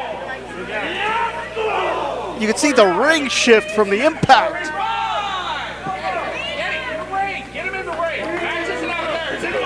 I thought that might have been Matt's best shot there. I thought going to that shoulder would have really created an opening, but I think just Geddy Cahoon's too nuts. I mean, he put his own shoulder back at the last event here. That was sickening. Although that's a good adjective for most of what Cahoon and Carl Martin are up to. You see, outside of our vantage point, a kamikaze approach by Geddy Cahoon. But that elbow drop, you have to think that, I mean, this is going to sound like I intended this pun, but I promise I didn't. It could be the nail in the coffin for the Reaper. You have to wonder what Carl Martin has put into the mind of Geddy Cahoon ahead of this matchup. Carl Martin's a guy that'll give Freud nightmares, you know what I mean? Absolutely. Getting back inside. Come on. What kind of therapy has Dr. Carl put Cahoon in to prepare him for this matchup? Is it therapy or is it torture? And again, I'm going to point out the welts in the body of each of these athletes. Unbelievable. Pinpoint shots to the base of the neck. But see, Cahoon has the wherewithal to not get himself disqualified here. So there is something in there. There is definitely something in there that is able to tell him, like, don't get disqualified here. Get this win. That's what makes the man so dangerous. There's a method to his madness. Absolutely. Of course, in the name of Carl Martin. And look at the bruise on the thigh of Geddy Cahoon. Connor's fighting back. Ooh, oh, wow. And yeah, you pointed out, I just noticed the bruise. This is unbelievable. You want to know how physical this matchup is? Just, again, look at the welts.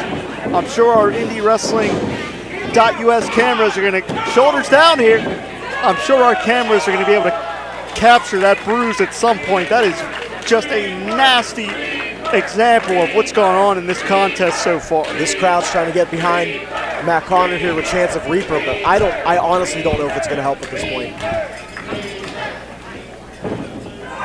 Cahoon cinching up Conard. Conard avoids the contact. Wow. Cahoon does not.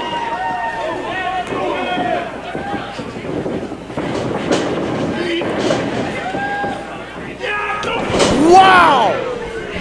Geddy Cahoon leaping to the middle rope and turning back with a lariat. A man that big shouldn't be able to move like that. I'm going to tell you that.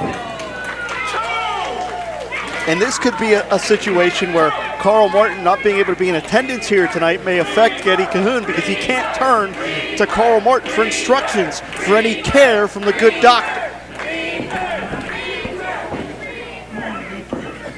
Show them. Come on. Part of me wonders what Geddy Cahoon was like before he got with Dr. Carl Martin. I wonder if he was a nice young man. And here we go, look at this choke. That's the Carmelita's embrace, that choke that Cahoon used the last time we saw him in this building. Come on, get in there, ref. He's trying to asphyxiate Matt Conard. Conard was able to fight out of it. Conard gasping for breath, but a sense of urgency. He's going to fight forward. Wow! Huge lariat. Wow! Act of desperation.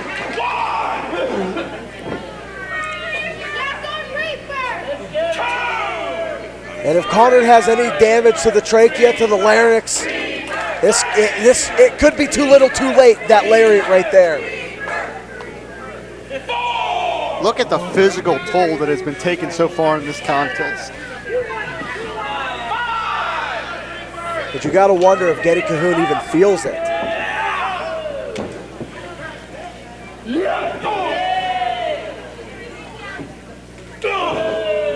It's gut check time. We're going to see who's going to flinch first. I think one's too tough and one's too crazy to flinch. I think Cahoon is smiling. Geddy Cahoon sincerely enjoys violence. Look at that, Hodder fighting back. Boxing the ears. That's going to knock off the equilibrium. Cahoon is staggered but not off his feet. And he is now. Hangman's neck breaker. Cahoon escapes. Not enough, and I have seen Matt Conard beat many competitors with that neck breaker in the past. I think because of all the punishment sustained, Conard couldn't get quite enough weight pressed down on the shoulders of Cahoon. I actually believe Matt Conard's beaten me with that neck breaker in the past. Look at Conard's whole side of his There's no chest. shame in that. Matt Conard, a top-tier athlete, but he's being put to the test mentally and physically in this rivalry. Wow, the power. 2.5. I have to point this out. Matt Conard is not a small man. 6'2", 6'3", pure muscle, and he just got hoisted around like a sack of potatoes by Geddy Cahoon.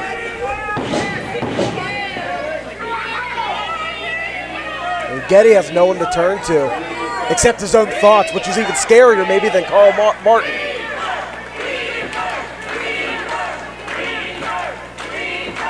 I believe even John Wayne Gacy may be intimidated by Geddy Cahoon. Well, there's no doubt in my mind. Perhaps going for that reverse DDT. Wow! Beautiful throw. But that was no finesse, all impact by the unstable Geddy Cahoon. And Matt Conard, not sure where Geddy is here. Yes, he is! Conard intercepts mid-ring.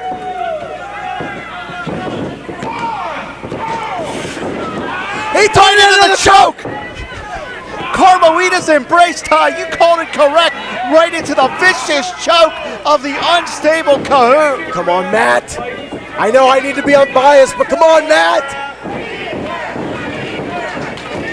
Conard's face turning all sorts of colors. He's rolling through. That's a pinfall. Shoulders are down. He caused the break. Oh! Wow, what a club. Right to the ear. That could break some cartilage real quick. The big choke slam. Conard may have a punctured eardrum. He caught him! Intercept him again! Where is Conard getting it from?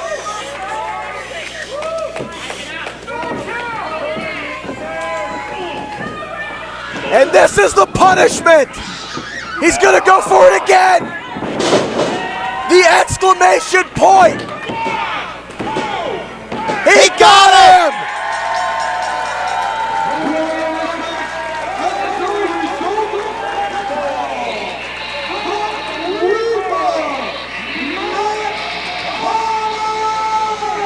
After a violent fight, Conard finally gets some payback on Geddy Cahoon and by proxy, Dr. Carl Martin.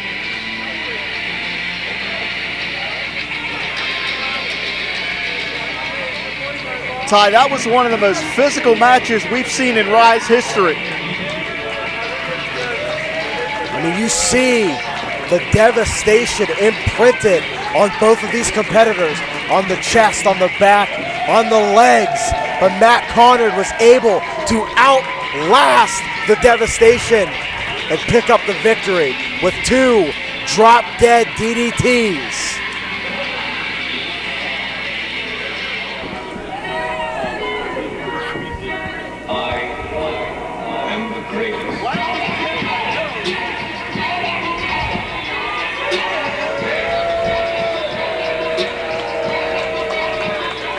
The Suplex Shogun himself made his presence known earlier this evening before we even went on the air.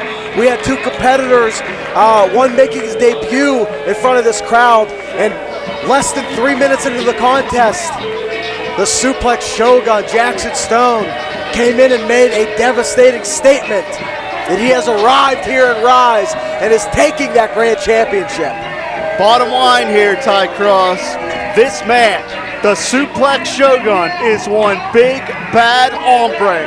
And just like the suplexes in his name, he looks to put RYSE on its head here tonight and capture the grand championship. And after Victor Benjamin, the opponents keep lining up bigger and tougher. Now you have the Suplex Shogun himself, and it just lends to the prestige that this title brings to Pittsburgh. Everybody wants a piece of Pretty Boy Smooth. Everybody wants to try to take that RYSE Grand Championship. An Impact Wrestling Gut Check winner, the Suplex Shogun has impressed minds at the very top of this industry. But here comes the man himself, the RYSE Grand Champion, and the face of this company, Pretty Boy Smooth.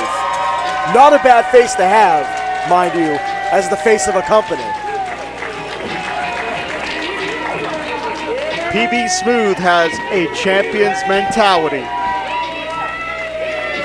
Size, speed, power, agility, preparation, and most importantly, execution. when that bell rings, PB Smooth puts all those physical tools strategically to use. An absolute 5-tool player in every aspect.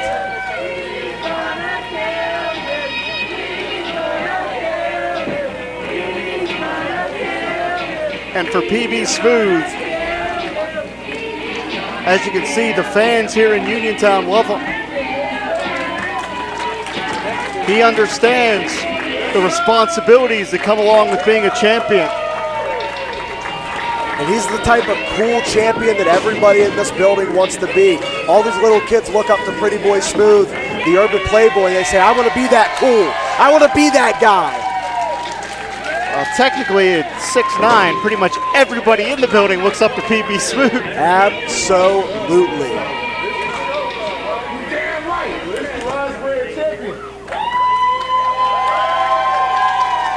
And Pretty Boy Smooth has stepped up to every competition thus far, and it seems like it just keeps changing and getting better.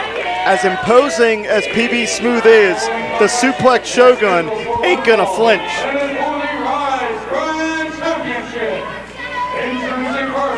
Standing to my left, from the 37th chamber of Detroit, Michigan, standing 6 feet, 1 inches tall, and weighing in at 295 pounds, he is the Suplex Shogun, Jackson Stone!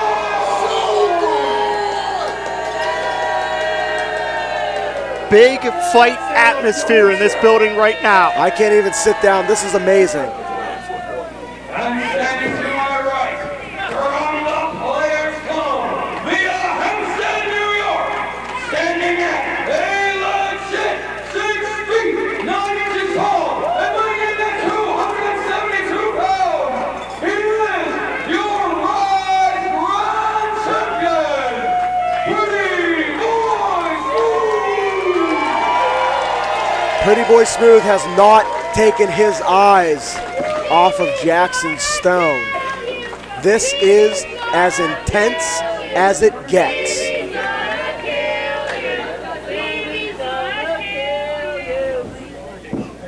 I'll tell you what, partner, I'm nervous, man. I'm nervous. Like I said, I can't even sit down. This is, I mean, you can cut this tension with a knife. The main Jackson event. Stone putting his hands on the title. The main event of Cruel Summer, June 11th, 2022. Jackson Stone, PB Smooth for the RYSE Grand Championship.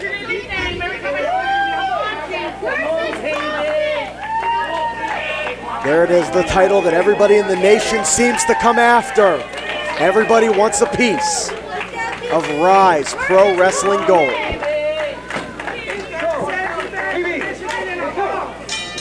Referee Nick Brown assigned this contest.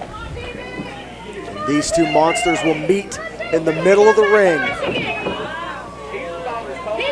And I believe the Suplex Shogun is showing he's not going to be intimidated by anybody. And this is interesting.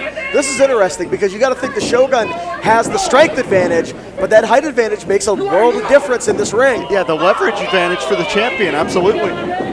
Sidestepped it, Stone. Snaps on that side headlock. The champion backs the challenger up here. Ooh, Listen to that thud, brother.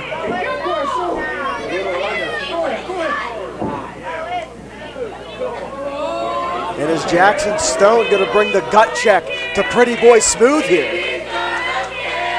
Saying, go ahead, PB, you try. Drawing the line in the sand.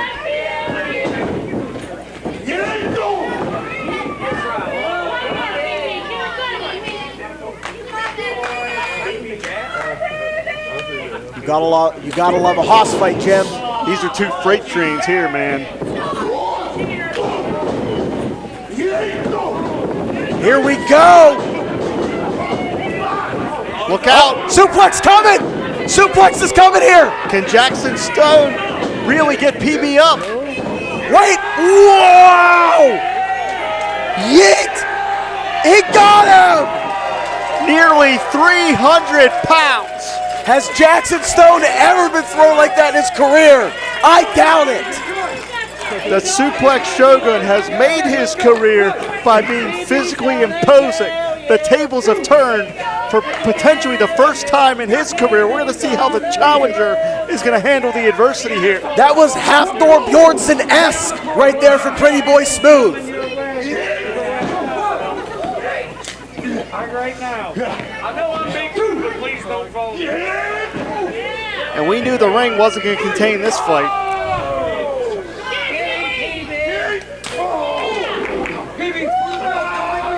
PB, baby, going for a choke slap. No way. Wait, oh no. Jackson Stone fought out of it. And drops the champion on the ring apron. I actually took a step back, and I'm 5 rows removed from Jackson Stone, and when he said that, I had to take a step backwards. That's how impactful this man is, just his presence. The intensity in the eyes let you know that the Grand Championship is in some jeopardy. As impressive as PB Smooth has been with wins over Edric Everhart, Victor Benjamin, Tony Johnson, etc., the Suplex Shogun is a unique challenge all its own. Wow, unbelievable. Gut wrench side Salto suplex could be the first of many from Stone here.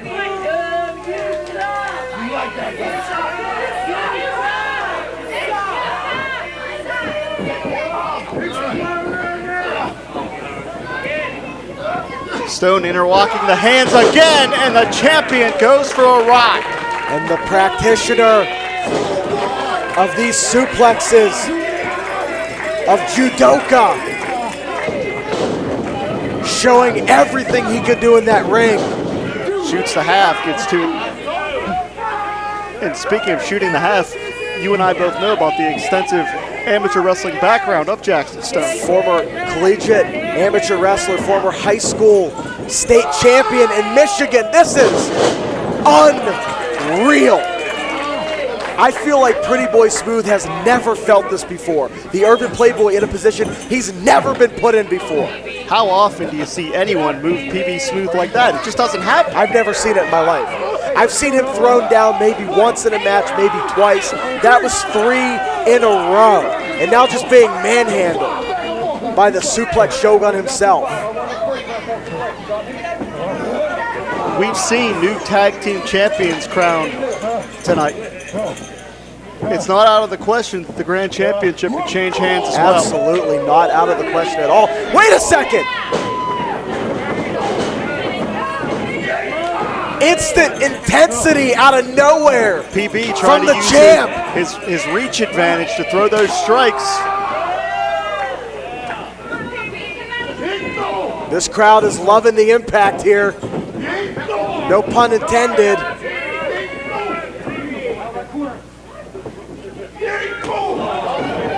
Ty, this is no exaggeration. I rewatched Mike Tyson and Evander Holyfield just 2 days ago, and this fight right here reminds me of a heavyweight slugfest.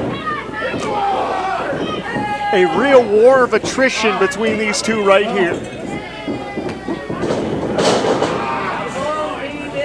With that judo-style takedown. Yeah, combat sports is really the forte of Jackson Stone. Practices jiu-jitsu, mixed martial arts. Wow!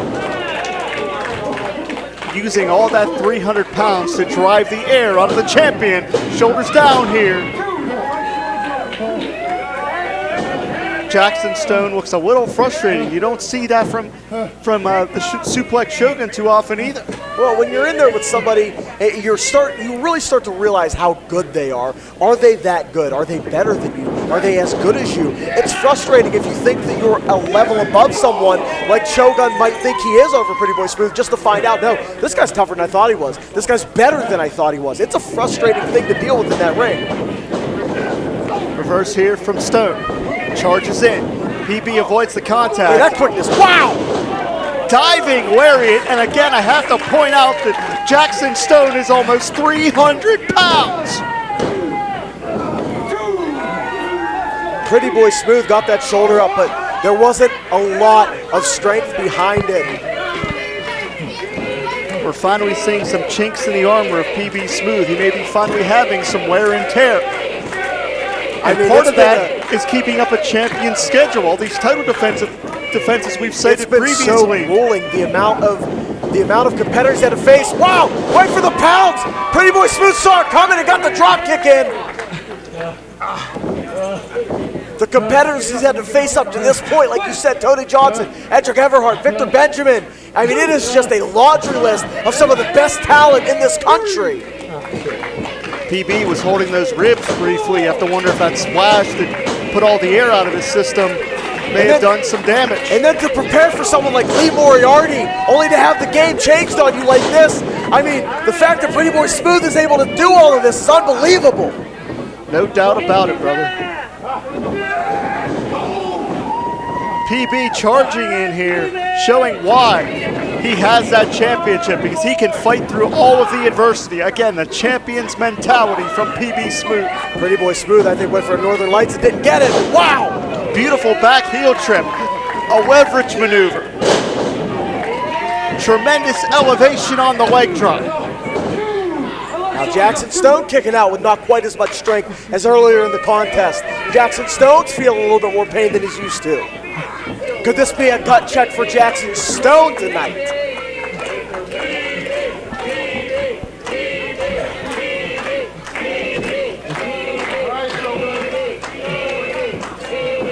This crowd firmly behind Pretty Boy Smooth. Come here. Talking a little smack. I think PB is determined to suplex the suplex shogun. Stone used that lower base to counter out of it, and this time he hits the pounce. Somewhere Monty Brown is smiling because that was perfect technique. PB went all the way to the floor, and just a testament to his size, one of his legs went up in the air, and I could see it above the apron from the other side of the ring. Stone's not waiting. He's not going to win the title by count out. Stone is going to press the advantage. This isn't about just making a statement. This is about winning the championship, to your point. Jackson Stone keeping that left shoulder, keeping that left arm tucked in close from that impact, possibly from that drop kick we saw earlier, and then exacerbated by connecting with the pounce. That could be an issue here in the deep stages in the late innings of this contest. Stone wisely putting the champion back in the center of the ring, to your point, to win the championship. Cover here.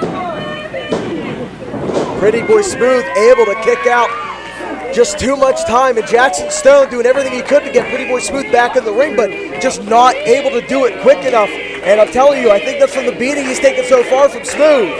PB Smooth is an absolutely great champion. We know that. We see it month in and month out. But I don't know if I've ever seen him in quite this much trouble.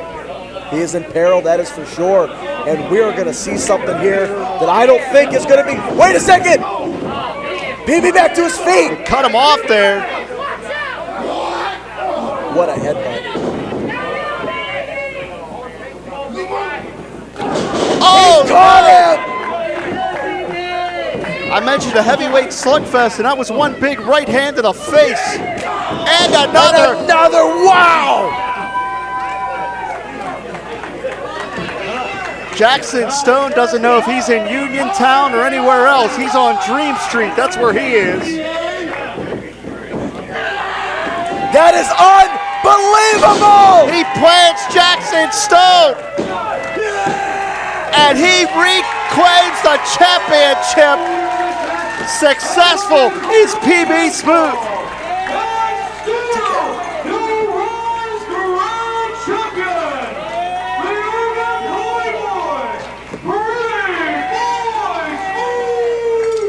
It takes 3 seconds. He caught Jackson Stone off guard, hit him with that finishing maneuver. And Stone didn't even know where he was for 3 seconds, which is all it takes. This was a heavyweight fight in a tremendous Grand Championship matchup. Show respect here. Let's see it. Come on. That was awesome. I think even Stone knows that that was a tremendous fight. He got it. You're damn right.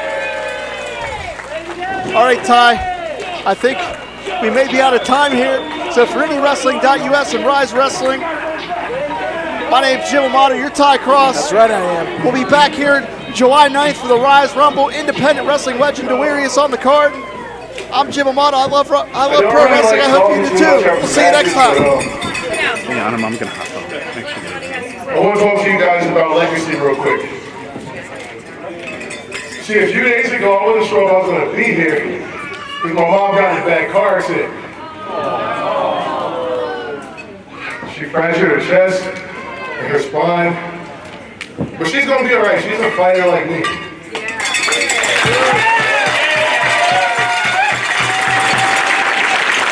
But the reason I bring that up is because when we leave this earth, the only thing we have left is our legacy. You know what I'm saying? Like, the impact we made on people and our accomplishments. And when it comes to my reign as the RYSE Grand Champion, I want to be remembered as the guy that put more people in those seats. I want to be remembered as the guy that brought a new audience to the stars in that locker room.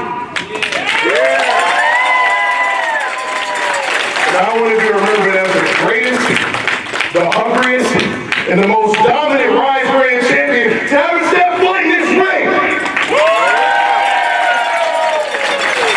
So let my match with Jackson Stone be a message. As good as he is, it doesn't matter if you're from Impact, Ring of Honor, AEW, MLW, even if you're a former WWE champ. Because if you step in the ring with Pretty Boy Smooth, You're gonna be dead. you get the first class ticket to the Players Club.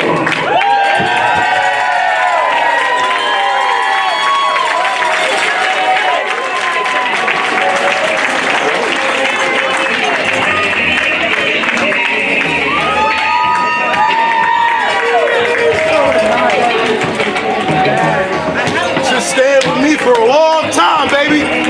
We going to the top, and I'm bringing us there.